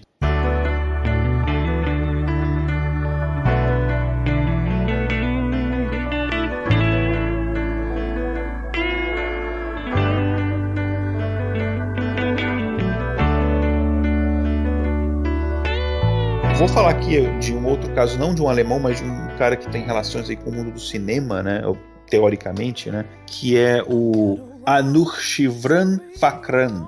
Muitos desses falsários, eles gostavam de se passar por bilionários, industriais, etc. Mas, nos últimos anos, né, nas últimas décadas, nomes ligados à indústria de cinema, né, Hollywood, são o que mais interessa essas pessoas, né, são passaportes para a sociedade. Então, a gente está falando aqui de um caso relativamente recente em comparação com os outros, né, aconteceu em 1992, né, começou em 92, quando um iraniano, né, que eu citei aqui o nome dele, o Anurshivran Fakran, chegou aqui nos Estados Unidos com visto de estudante. E ele passou os anos seguintes vivendo muito bem, vários privilégios que só celebridades têm. Como é que ele conseguiu isso? Bom, todo mundo conhecia ele por um outro nome. Então, conheceu ele como Jonathan Taylor, vou falar o sobrenome, Spielberg. Nunca ouvi falar. Pois é, então vocês sabem por quem ele se fazia passar, né? Ele dizia que ele era sobrinho do diretor Steven Spielberg, né? E levou esse negócio tão a sério que ele chegou a realmente mudar o nome dele para Spielberg em 97. De verdade. Em 98, né, uma mulher entrou em contato com uma escola de ensino médio, né, a Paul Six High School, né, uma escola que chamam de escola preparatória que fica no estado da Virgínia, em Fairfax. E essa pessoa ligou para lá, na verdade era a verdadeira mãe dele, né, que estava participando desse golpe. Ela alegava que estava representando o diretor Steven Spielberg, cujo sobrinho estaria fazendo um filme ali na região. E ele queria fazer um laboratório, um experimento, por isso ele precisava pesquisar como seria a vida de um estudante de ensino médio, e então ele ia se passar por um estudante ia estudar naquela escola, né? E aí a escola acabou sem nenhum documento, nada prévio, permitindo que o Jonathan, né, o nome que ele adotou, assistisse às aulas ali sem pagar um centavo. E aí eles fizeram toda a transferência dele de onde ele estava estudando, né? A escola Beverly Hills Private School for Actors, que a tradução seria Escola Privada para Atores de Beverly Hills. Essa escola não existe. Eles inventaram até o nome da escola. Pois é. Ninguém foi checar, né? Ninguém foi checar. Imagina que a empolgação, né? Você, recebendo um sobrinho do Spielberg aqui na escola, né? E aí, enfim, durante o tempo em que ele estava nessas aulas, ele morou num apartamento maravilhoso no Fairfax Village, né? Que era um condomínio de luxo. Ele ia pra escola dirigindo uma BMW e ele frequentemente, olha a cara de pau, estacionava na vaga do diretor da escola, que não reclamava. Final, cara, é o sobrinho do Spielberg, né? O diretor falava assim, obrigado por estacionar na minha vaga. É muita cara de pau, porque assim, o diretor é um deus na escola aqui nos Estados Unidos. De novo, pra você ser um vigarista, tu tem que ter cara de pau, né? Pelo jeito. Cara, tem. Enfim, ele viveu essa vida aí, recebendo vários benesses, enfim, todas essas coisas que eu tô falando, de carro, de não sei o que, tudo cedido pelas pessoas do local, porque queriam alguma boquinha ali, um contato, alguma coisa com o Spielberg, né? Ele não teve que gastar essa grana. Só que ele acabou sendo descoberto, porque ele parou depois de um tempo de frequentar as aulas e a escola tentou contato com o próprio Steven Spielberg para descobrir o que tinha acontecido com o sobrinho. Aí o Spielberg falou assim, o quê? Né? Tipo, seu sobrinho? Não tem sobrinho chamado Jonathan, não. E, enfim, ele era um cara que estava frequentando toda aquela sociedade, estava em coluna social e tal, então a foto dele era bem conhecida, e ele foi preso e foi condenado a 11 meses de prisão por falsificação de documentos. Mas, Francisco, a gente fala muito, né, nos nossos episódios do nosso país, do Brasil, né? E até agora a gente não citou nenhum brasileiro, até por uma questão de mostrar para as pessoas que a malandragem ela é humana, não é brasileira. Mas a gente tem que puxar um pouquinho a sardinha pro nosso lado aí e temos que citar um brasileiro, é ou não é? Com toda certeza. Agora, daqui a pouquinho a gente vai falar. Alô, alô, W Brasil.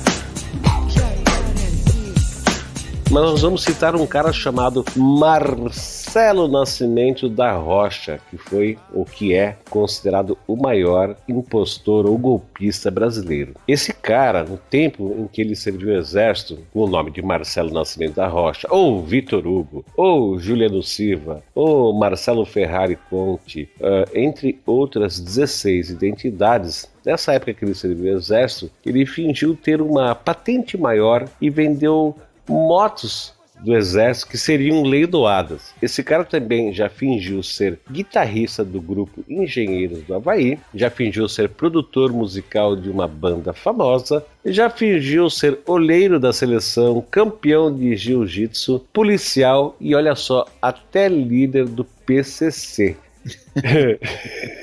Eu tô falando. Ele é muito bom, esse cara. Tem que ter cara de pau. Quando esse cara esteve preso em Bangu, ele liderou uma rebelião fingindo ser da facção criminosa PCC. E olha só, sem usar uma arma sequer, ele conseguiu que as reivindicações dos encarcerados fossem atendidas. Sua lábia também lhe permitiu, o quê? Escapar dessa cadeia, né? Apesar de ter passado a maior parte dos seus 29 anos na época entre mentiras e trapaças, Marcelo só ficou famoso no final de outubro de 2001, daquele ano, quando ele era foragido da polícia depois de ter sido preso no Acre transportando drogas em um avião que pilotava. Foi aí que ele deu o seu maior golpe. Durante 4 dias, se passando por Henrique de Oliveira ou Henrique Constantino, o filho do dono da Gol, Marcelo Nascimento Rocha, levou vida de bacana na Recifolia, que é um carnaval antecipado que ocorre na capital pernambucana. Eu sei, inclusive, que o Thiago Miro frequenta todo ano essa Recifolia, mas isso é outro assunto. Inclusive o Thiago Miro vive postando vídeos aí dele tocando frevo na guitarra. Exatamente, vai saber lá com quem, né? Pois é. Mas esse tal de Marcelo Nascimento Rocha, ele se exibiu ao lado de modelos e atrizes, namorou algumas, fez amizade com atores globais e festeiros endinheirados da moda na época, né? E aproveitou as regalias de um camarote VIP na Recifolia e das mordomias do resort Nanai Beach. Por 2 dias teve à disposição dele um jatinho e um helicóptero, sem gastar um tostão. Ele consumiu mais de 100 mil reais nos 4 dias de farra. E olha só, Igor, ele deu inclusive entrevista para o programa do Amaury Júnior, que inclusive a gente vai botar um post, tá no link, tá o post desse vídeo, que ali tu vê que existe 2 pessoas, um pilantra cara de pau e um babaca, confesso, né? Esse vídeo é hilário. Mas quando ele foi preso no Rio, ele estava pilotando, né, a bordo de um jatinho Citation 5, né, um jatinho particular de magnata. E olha só, ele acabou dando carona à atriz Carolina Dickman, que não precisa de explicações, o Marcos Frota, aquele lá que também não precisa de explicações, e ao ator Ricardo Macchi, que foi inclusive o cigano Igor da novela E que Explode Coração da Rede Globo. Eu ouvi durante anos a frase "eu amo Dara" por causa desse cara. E também estava de caronista, né, de carona, o empresário Walter Sá Cavalcante, que é um empresário de uma rede de shopping centers, de franquias de fast food, de construtora, de imobiliária, é um grupo fortíssimo. E tu vê só, nem Carolina, nem Marcos, nem Ricardo, nem o Igor, o cigano, nem um empresário hiper ultra rico conseguiu se dar conta que estava pegando carona com um cara que nem sequer brevet tinha. Ele pilotava avião na prática, porque ele era metido a fazer as coisas, né? Como um cara que fez amputação, operou paciente e tal. E olha só, gente, quem quiser saber mais a respeito desse cara, desse brasileiro, que é um impostor, né? Nosso impostor predileto, na Netflix existe um documentário ou um filme chamado Vips, Histórias Reais de um Mentiroso. Assistindo lá, você vai ter detalhes a respeito desse personagem brasileiro, que não é o único, né, Igor? Deve estar... Se a gente fosse fazer um episódio a respeito de mentirosos e impostores do Brasil, nós iríamos fazer uma série de 50 capítulos para poder abranger pelo menos uns 10% do que a gente conhece, não é verdade? Exatamente. A gente teve que reunir, e olha que o episódio mesmo assim ficou grande, né? A gente teve que reunir um número menor de casos, mas a gente sabe que tem vários outros casos, alguns casos famosos. Tem um caso, por exemplo, da Anna Anderson, né, que fez se passar por uma descendente dos Romanov, né, depois da Revolução Russa. Tem casos de pessoas que a gente conhece, né? Tem, por exemplo, um amigo meu aqui nos Estados Unidos, que ele e os amigos passaram um fim de semana com tudo pago num resort de golfe aqui nos Estados Unidos, se fazendo passar por executivos de uma grande empresa que estavam ali avaliando um local para fazer uma conferência da empresa. Enfim, tem um monte de histórias bizarras assim. Meu pai e um primo dele já ficaram com um monte de menina numa cidadezinha que um deles se fez passar por um turista americano que estava visitando. Enfim, tem várias histórias dessas e tal. Mas a gente teve que realmente pegar os casos mais famosos e escolher alguns aí. Mas aí a gente convida os ouvintes se eles quiserem, né, compartilhar algum desses casos que eles conhecem aí conosco através dos e-mails ou comentários. Mas falando de brasileiro, eu acho que faltou mais gente aí, mas enfim, depois a gente comenta disso, né? Mas é isso, então, acrescentar mais algum caso, Francisco? O que você acha? A gente vai parar por aqui, falamos a respeito de alguns impostores, né? Como você mesmo disse, existem diversos, vários, inúmeros. A gente poderia fazer uma série de episódios. E eu gostaria de agradecer a todos que nos ouviram e pedir também, a gente já pediu, mas eu vou pedir novamente, que os nossos ouvintes deem as suas opiniões, citem casos que a gente não citou, façam comentários e participem do nosso grupo lá no Facebook, que na nossa leitura de e-mail vai ser citado o link. E agora eu gostaria de chamar você para fazer o seu jabazinho, que é para o pessoal não perder contato com o Igor Escritor, que é um cara muito bacana. Vamos lá, Igor.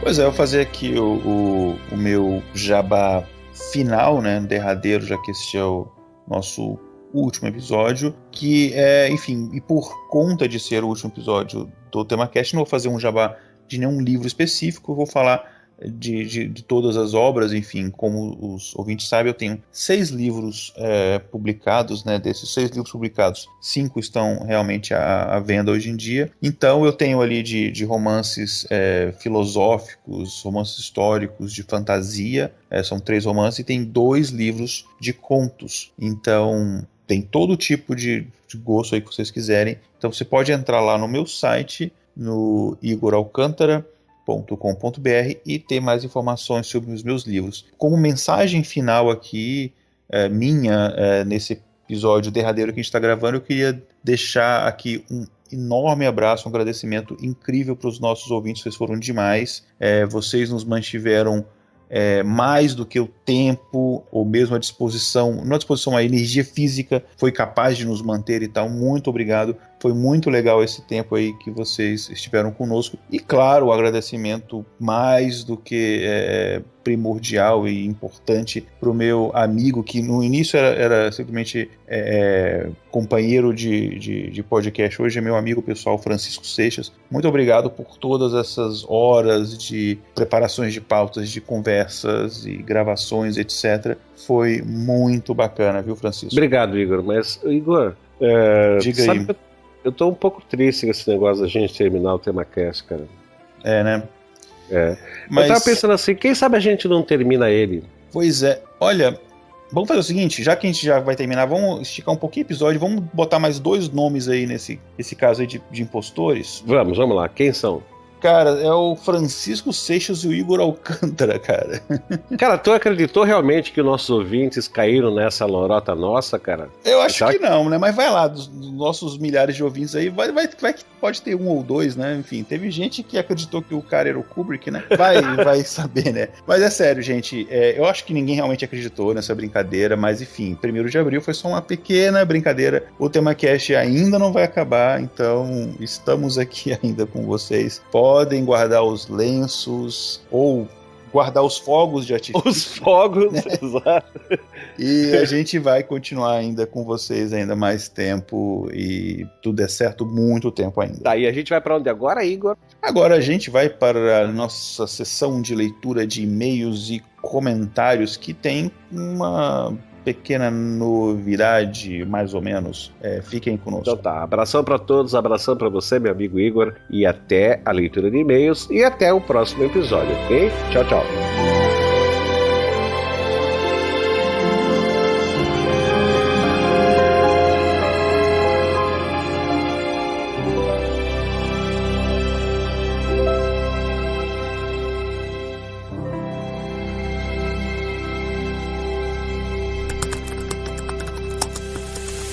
E-mail. Comentários.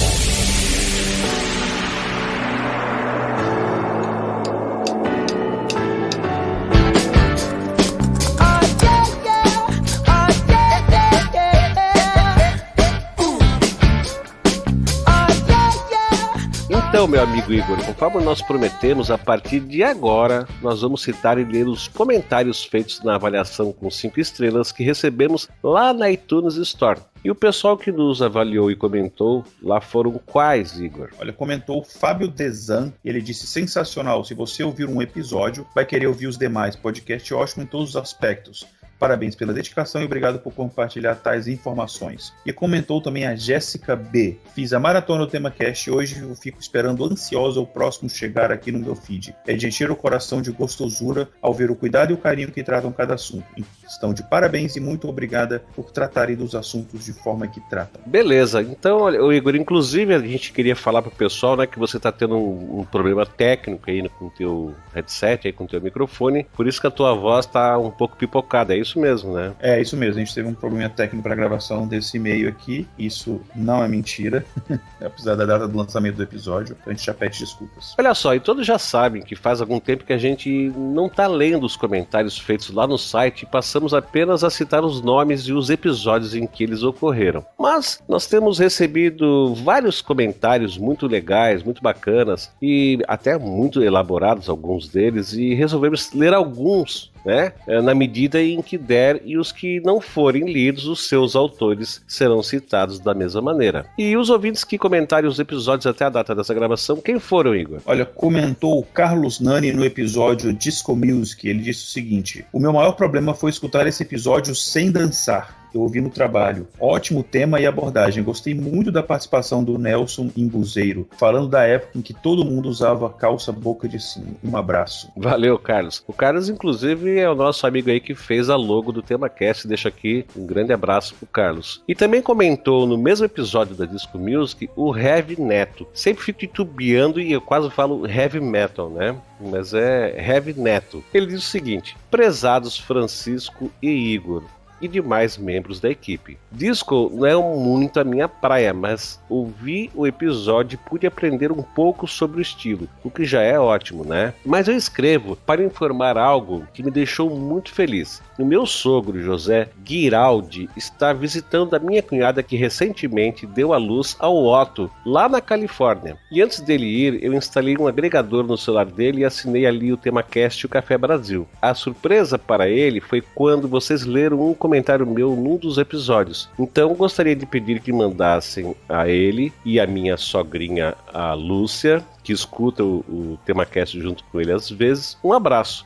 E ele fez a maratona TemaCast, hein? Agora já estão acompanhando à medida que vai saindo. Obrigado pelo trabalho de vocês e um forte abraço. Então tá, ô José Guiraldi e Dona Lúcia, fica aqui o nosso grande abraço, meu e do Igor aí, para vocês dois que estão curtindo o TemaCast, né, Igor? Isso, um grande abraço ao seu José e à Dona Lúcia. E teve um comentário também no episódio do Oswaldo Cruz, do Renver. Ele falou o seguinte: que podcast maravilhoso. Eu trabalho na área da saúde, atualmente na saúde pública. Fiquei maravilhado com todo o trabalho desse brasileiro que fez tanto em seus prematuros 44 anos de vida. Muito bom as explicações sobre as doenças, e sobre os médicos classificarem tudo como virose. Em parte não é culpa deles a imprecisão do diagnóstico, mas em parte é sim. Eu entendo que num pronto-socorro o médico não tem tempo para fazer uma anamnese adequada, mas a rotina de um PS associado a todo o transtorno do serviço pode empurrar o médico a uma hipótese diagnóstica extremamente imprecisa e preguiçosa. Às vezes um capricho um pouco maior, 2 ou 3 minutos a mais na consulta, na anamnese pouparia muito o transtorno. Exato, inclusive termina assim: e eu sou o Renver. Sabe por quê, Igor? Porque toda vez que ele comentou, a gente se refere a ele como a Renver, mas a culpa não é nossa, né? Porque Renver a gente não sabe se é homem ou mulher, e a foto que ele tem lá no Discos é de uma garota, então quer dizer, ele meio que reclamou: eu sou o Renver. Tá bom, Renver. Não erramos mais. Daqui pra diante você é o Renver. E olha só, gente, e comentou também nos episódios O Brasil Tem Jeito, o Washington Lins, no episódio Guerra dos Farrapos, o Yuri Morales, no episódio sobre a intolerância, o Darlen Borges, no episódio sobre corrupção na ditadura, o R232. E quem quiser conhecer o conteúdo de todos os comentários, é só acessar lá no nosso site, nos episódios correspondentes, e ler, tá? Olha só, Igor, dessa vez nós recebemos 2 e-mails de voz. Vamos lá ouvir o primeiro deles, que era do nosso amigo Ronaldo. Vamos sim. Olá, Francisco Seixas. Olá, Igor Alcântara. Aqui é Ronaldo Santos Pereira, de Parque das Gaivotas, Serra, Espírito Santo. Atendendo a seu chamado, quase uma intimação, olha, eu mandando aqui um correio de voz para vocês. Gostaria de comentar os 2 últimos episódios. O episódio sobre Disco Music e o episódio sobre Oswaldo Cruz. Então, o episódio sobre Disco Music me trouxe muitas saudades. Eu tenho 47 anos e quando eu tinha meus 16 para 17 anos, havia uma discoteca ou danceteria lá no meu bairro chamada Tio Sam. O meu pai trabalhava lá. Aí ele sempre pedia para eu poder entrar, porque a idade era de 18 anos. Eu entrava, curtia todas essas músicas. Vale lembrar também que a Disco Music chegou no Brasil um tanto quanto atrasada, né? Eu me lembro que eu tinha um amigo que era radialista, locutor. Ele mandava uma pessoa para os Estados Unidos ou tinha contatos lá que buscavam os discos que eles consideravam mais importantes, mais novos, grandes novidades, que acabavam chegando no Brasil com aqueles carimbos das rádios que mais matavam a gente de raiva, porque a gente queria gravar e quando começava a gravar, entrava aqueles carimbos. Por favor, ô Francisco, coloca aí o carimbo do TemaCast, mais ou menos assim. E aí a gente ficava louco da vida que queria gravar a música inteira, limpa, e apareciam esses carimbos. A gente lembrava também dos namoricos, né? Quando era o momento das músicas lentas, exatamente como vocês colocaram nesse episódio, trazendo bastante nostalgia pra gente. Já no episódio sobre Oswaldo Cruz, me trouxe a lembrança do tempo que eu trabalhava com patologia clínica. Realmente. Eu hoje tô no ramo da informática, mas trabalhei com patologia clínica. Trabalhei não, cheguei só a fazer o estudo técnico e acabei não exercendo, visto que minhas vistas o ajudavam muito no microscópio. Então, eu tenho pouca lembrança sobre esse grande sanitarista, mas valeu a pena o resgate de mais um dos grandes, assim como foi com o Barão de Mauá. É isso, um grande abraço a vocês, muito obrigado pela atenção, muito obrigado pelo puxão de orelha. Agora vou tentar todas as vezes mandar um recado de voz pra você. Grande abraço, grande amigo. Como dizem os gaúchos, um chinchado quebra-costela. Até mais. Então tá, o que tu achou do comentário de voz aí do nosso amigo Ronaldo, Igor? Olha, achei bem bacana, obrigado pelo seu e-mail de voz, Ronaldo, e essa coisa que ele comentou aí de você gravar a música da rádio, né, e tem aquela propaganda ali da rádio. Que ele chamou de selo, né? Isso, eu fiz muito isso já, mas eu não, assim, muito mais entre aspas, porque a maioria das músicas que eu gostava, na verdade, não tocava nas rádios, mas algumas sim, então aí você ficava, às vezes, o dia inteiro ali, com a fitinha preparada para poder gravar. Na hora que passava a música, você tinha que apertar o REC, né, para gravar. Eu lembro que tinha alguns programas de rádio que ele tinha, que era para gravar, e aí ele tocava a música inteira sem esses selos, né, essas vinhetas da rádio. Mas é boa lembrança, isso só quem é mais velho que vai entender. Exatamente. Olha só, Igor, a gente tem também um outro e-mail de voz que veio lá do Juliano Emerick. Vamos ouvir ele então. Olá, Francisco. Olá, Igor. Sou o Juliano Emerick de São Paulo, capital. O último episódio ficou muito bom. Vocês abordaram a história do Brasil e um pouco da biografia do Oswaldo Cruz de uma forma muito completa. Agora, eu vejo a questão da campanha de vacinação realizada naquela época pelo Oswaldo Cruz como algo que foi feito de forma incorreta, né? Mesmo sabendo que era outra época, mas a lei que o Oswaldo Cruz ajudou a criar era bastante autoritária e tinha outros fatores envolvidos, né? Como a questão do presidente Rodrigues Alves querer, de certa forma, expulsar a população mais pobre do Rio de Janeiro com a reforma da cidade. Então você junta autoritarismo e falta de informação que a população tinha, né? População desinformada. Tudo isso acaba gerando revolta. Mas no mais o cast ficou muito bom. Parabéns pelo trabalho que vocês realizam no Tema Cast, resgatando a história do Brasil e trazendo a história também de grandes personalidades brasileiras, né? Coisa que eu sentia falta na podosfera. Um abraço, é isso.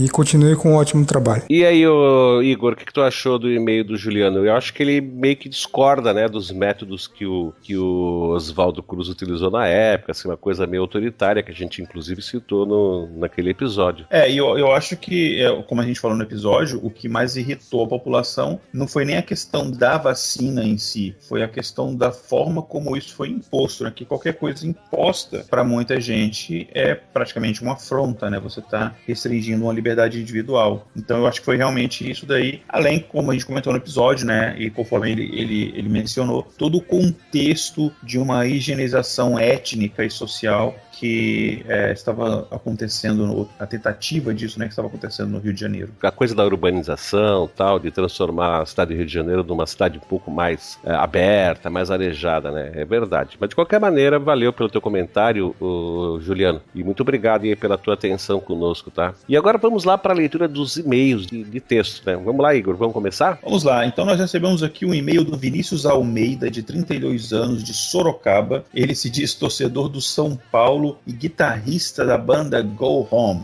Ele falou o seguinte: olá, Francisco e Igor, estou para enviar este e-mail há algum tempo, desde que conheci o TemaCast no início do ano, mas só me lembro disso enquanto estou dirigindo e ouvindo vocês. Queria dizer que sou extremamente grato a vocês pela iniciativa deste canal. O TemaCast é hoje minha companhia diária entre Sorocaba e Alphaville, trecho que eu percorro todo dia para trabalhar na academia, e às vezes em casa também, enquanto faço alguma atividade repetitiva. Lavar louça ouvindo vocês fica bem menos chato. Comecei ouvindo o episódio dos Beatles e ali fiquei por pelo menos uma semana. Repeti os 3 episódios por várias vezes para não perder nenhum detalhe. Quanta riqueza nas informações que vocês nos passam. E eu que me dizia roqueiro não sabia nem um terço da história da maior banda de rock de todos os tempos. Obrigado, obrigado. Hoje já ouvi todos os episódios e descobri que 2 semanas demoram muito até que venha o próximo. Se fosse elogiar todos os programas de vocês, esse e-mail seria mais extenso que a Bíblia. Por isso vou focar meus elogios e agradecimentos em vocês 2. E os comentários sobre os episódios eu faço aqui pelo site em cada um deles. Aprendi muito com vocês nesses últimos 3 meses e de verdade sou muito grato por isso. Francisco, você tem uma habilidade fora do comum em conduzir o programa, mesclando clareza nas ideias com um carisma acima da média. É possível perceber em algumas respostas aos ouvintes, nos minutos finais de cada episódio ou até em alguns debates entre convidados, o quanto você é ponderado em suas colocações. Isso é uma grande qualidade. Espero que você seja reconhecido em breve como um grande apresentador. Igor Alcântara, hoje posso afirmar que sou seu fã número 1. Caramba, como pode alguém com tão pouca idade saber de tanta coisa? O cara conhece de história, música, tecnologia, medicina, comportamento, biologia e com uma didática ímpar para explicar cada ponto. Aprendi que não tenho inveja de você, mas cobiço muito da sua inteligência e sua capacidade em se comunicar. Entrei no site agora para conhecer um pouco mais da sua história e pretendo comprar algum livro seu também. Acho que esse e-mail não condiz com o tamanho da minha gratidão a vocês, mas queria que vocês soubessem que este trabalho que fazem é tão importante quanto de um professor ou médico voluntário. Parabéns pela escolha dos temas e pela qualidade na produção do programa. Vocês são feras. Obrigado mais uma vez. Grande abraços, Vinícius. Cara, que e-mail bacana, hein, Francisco?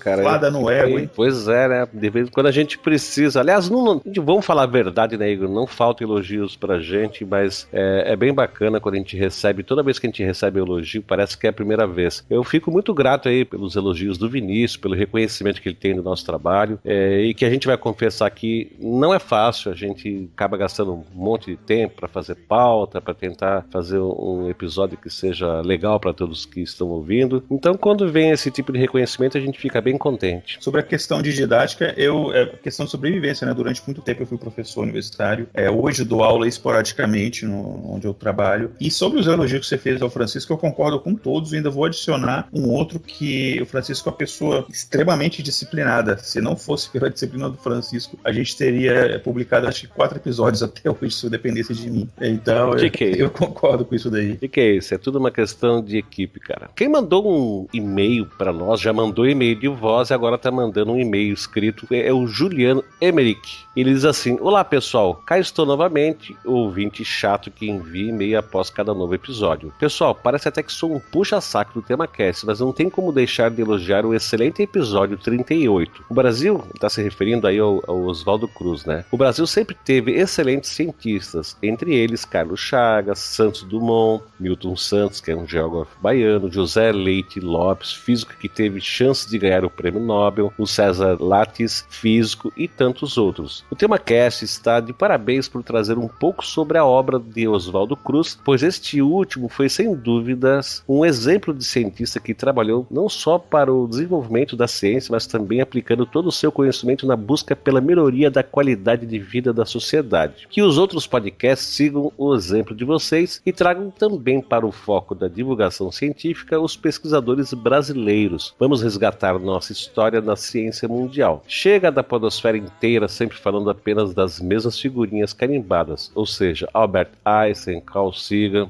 Steve Jobs, entre outros. Abraço a todos os TemaCasters. Mas é assim, né? O Juliano, acho que de uma certa maneira, ele tem, digo uma certa maneira, porque a gente não quer que assumir uma posição de crítica a outros podcasts, mas do ponto de vista que ele colocou aí, tá certo. Falar de personalidades que já são citadas há um monte por aí. A gente prefere resgatar aqueles outros que também têm valores e que nem sempre são falados em outros podcasts, né? Eu concordo com ele e concordo com você, só discordo de um ponto. Ele não é um ouvinte chato, a gente não se incomoda dos ouvintes mandarem e-mail pra gente todos os episódios, comentarem. A gente, na verdade, gosta bastante desse feedback por parte dos ouvintes. Exatamente. E o que temos mais aí, Igor? A gente recebeu também um e-mail do Alessandro Bezerra de Oliveira. Ele mandou um e-mail com o assunto os melhores episódios que já escutei. Ele disse o seguinte: olá, amigo, sou adepto da mídia podcast há mais de 2 anos e somente no final do ano passado conheci o melhor podcast da podosfera brasileira. Sim, o melhor para mim, Alessandro Bezerra. Sou professor de geografia na cidade de Dourado, Mato Grosso do Sul, e utilizo os casts tanto como fonte de inspiração para as minhas aulas, como fonte de revisão de conteúdo para meus alunos. Acho fantástico a forma como vocês tratam os conteúdos, especialmente os da Guerra Fria. Os episódios são fonte para os alunos realizarem um trabalho que vale nota extra, do Barão de Mauá, etc, etc, etc. São tantos bons que fica difícil escolher, especialmente os de história, matéria que também já lecionei. Devo confessar que fiquei boquiaberto com a qualidade das informações e da dinâmica empregada, e com o aparente esmero que o áudio é tratado. Tenho projeto que, assim que diminui minha carga de tarefas, aí ele comenta que leciono em 3 escolas públicas e uma particular e faço disciplinas no mestrado em sociologia, devo tirá-lo da gaveta, que é gravar meu próprio podcast de geografia e história, cópia do TemaCast. Mas, enquanto isso, ouço vocês, mas quando o fizer, farei inspirado no trabalho de pessoas como vocês, Luciano Pires e Léo Lopes, por exemplo. Assino diversos casts, mas poucos me cativaram o suficiente para fazer uma maratona com os episódios. Obrigado por me proporcionar horas de conteúdo de qualidade. Aguardo com ansiedade um dos temas que mais tenho curiosidade e pesquiso, a Guerra do Paraguai, uma vez que a região que moro foi palco deste épico confronto tão controverso quanto sangrento, que gerou heróis forjados dos 2 lados. O tenente Antônio João é patrono da minha cidade e sobre a veracidade de sua heróica história duvido muito. Aí ele sugere aqui umas fontes de estudo sobre a Guerra do Paraguai e termina assim: gostaria de deixar como sugestão do período pós-guerra e formação da Companhia Mate Laranjeira e a exploração dos ervais nativos do território confiscado do Paraguai e como esta foi importante para a delimitação das fronteiras e ocupação do estado do Mato Grosso no pós-guerra. Um forte abraço, Alessandro Bezerra. Que legal, hein, Igor, saber que um cara que é professor utiliza aí o conteúdo que a gente produz como fonte para estudar, né, para fazer lá as suas aulas e projetar as suas aulas, e inclusive, acredito eu que ele coloque lá a meninada para escutar os episódios e para fazer trabalho valendo nota extra, né, eu acho muito bacana. E olha que legal, hein, cara, que a gente está inspirando uma pessoa também para fazer um projeto de podcast. Eu torço por você, cara, espero que você realmente consiga levar adiante esse teu projeto, Alessandro, e quando você tiver com ele pronto aí, dá um toque pra gente aí, pra gente poder conhecer, tá? Deixar aqui um grande abraço pra você e muito obrigado pelo seu e-mail. Exatamente, e é muito bom saber que as pedrinhas que está jogando no lago estão gerando ondas que estão chegando cada vez mais distantes e para mais pessoas. Exato, e quem mandou outro e-mail também pra gente foi o José Reginaldo. Ele diz entre aspas aqui, ó, prefiro José. Ele diz também que ele é estudante de engenharia mecânica pelo Instituto Mackenzie. Ele diz o seguinte: olá, TemaCaster. Antes de falar sobre Oswaldo Cruz, preciso falar algumas coisas. Eu sou irmão do Juliano Emerick e fiquei feliz ao ver o e-mail dele sendo lido em 2 casts seguidos. Também tenho orgulho de ter apresentado a ele o mundo do podcast e ver que hoje ele é mais engajado nele do que eu. Sobre o tema do último cast, tenho apenas que elogiar vocês. Souberam dar o devido reconhecimento a Oswaldo Cruz. Com precisão fina, conseguiram dar o ônus e bônus a essa importante figura pública. Procurei imagens sobre a febre bubônica e a varíola e são realmente aterradoras. Não poderei me aprofundar mais devido à minha incompreensão sobre o tema, que agora diminuiu um pouco. Obrigado pelo trabalho feito por todos que participam do TemaCast. E nós aqui agradecemos, né, o José, pelo seu e-mail, né, por você nos fazer saber que inclusive o Juliano está hoje aí ouvindo o TemaCast e talvez outros podcasts por tua indicação, cara. Pois é, a família é em peso aqui, né? Pelo menos os 2 irmãos, mas tá valendo, tá valendo. E o que nós temos mais aí, Igor? Temos um e-mail do Marcelo Araújo que falou o seguinte: olá, turma, estou passando por aqui apenas para parabenizá-los pelo excelente trabalho o qual vocês vêm desenvolvendo. Conheci o podcast esta semana através do Na Porteira Cast e estou agora fazendo uma maratona, algo que já fazia muito tempo que não ocorria. Ah, edição diferenciada, hein? Um grande abraço e parabéns pelo trabalho, simplesmente demais. Olha, Marcelo, um abraço pelo pessoal da Porteira Cast, que sempre manda ouvintes aqui pra gente, e muito obrigado pelo seu e-mail. Valeu, Marcelo. Fica aqui com a gente também, tá? Mas, ô Igor, e sobre o tal do Spotify? Fala pro pessoal aí rapidamente da nossa playlist que a gente tem lá. O que é o Spotify e o que é a nossa playlist? Olha, pros ouvintes que vêm nos perguntando há algum tempo assim, onde eu posso encontrar tal música que vocês utilizaram na trilha sonora, a gente já disponibilizava a lista das músicas, tem o Francisco preparava isso com todo carinho, a lista das músicas utilizadas no episódio em ordem, então ficaria fácil achar, mas agora com essa playlist no Spotify, você também pode ouvir essas músicas, ou a maioria delas, as que os direitos autorais permitem. Então, para quem não conhece, vale a pena ressaltar que o Spotify é um aplicativo que você pode baixar no seu smartphone ou no seu computador, e para você ouvir música, basicamente tem milhares de artistas lá, e músicas e álbuns inteiros, e aí você pode criar playlists, né, com as suas músicas e compartilhar. Então a gente criou ali uma playlist chamada TemaCast, e lá tem as músicas utilizadas na trilha sonora dos programas. Então é bacana que você pode colocar essa playlist, já tem mais de 100 músicas ali, e pode escutar de Luiz Gonzaga a Led Zeppelin. Então é bem bacana, você entra lá no Spotify e procura pela lista TemaCast. Ok, também no post desse episódio tem o link lá. Se você não quiser procurar, só vai lá na postagem desse episódio, tem lá o link, você clica no link, vai direto lá e já escuta as nossas músicas. E olha só, gente, não se esqueça de acessar o nosso grupo também lá no Facebook através do link temacast.com.br/saiba mais, tudo junto. Lá você vai poder interagir com todos os outros ouvintes e com a equipe do TemaCast. O link também deste grupo vai estar no post, tá? Então a gente fica por aqui e não se esqueça de mandar seus e-mails, mensagens de voz, comentários. Olha só, e não deixe de nos avaliar na iTunes Store com 5 estrelinhas, tá? Você fazendo isso, a gente vai ler a tua avaliação e vai citar o teu nome aqui. E vai também ajudar com que o TemaCast cresça um pouco aí na podosfera. Então eu deixo aqui um grande abraço para vocês todos e até a próxima, gente. Vamos lá. Gente, um grande abraço e até daqui a pouco.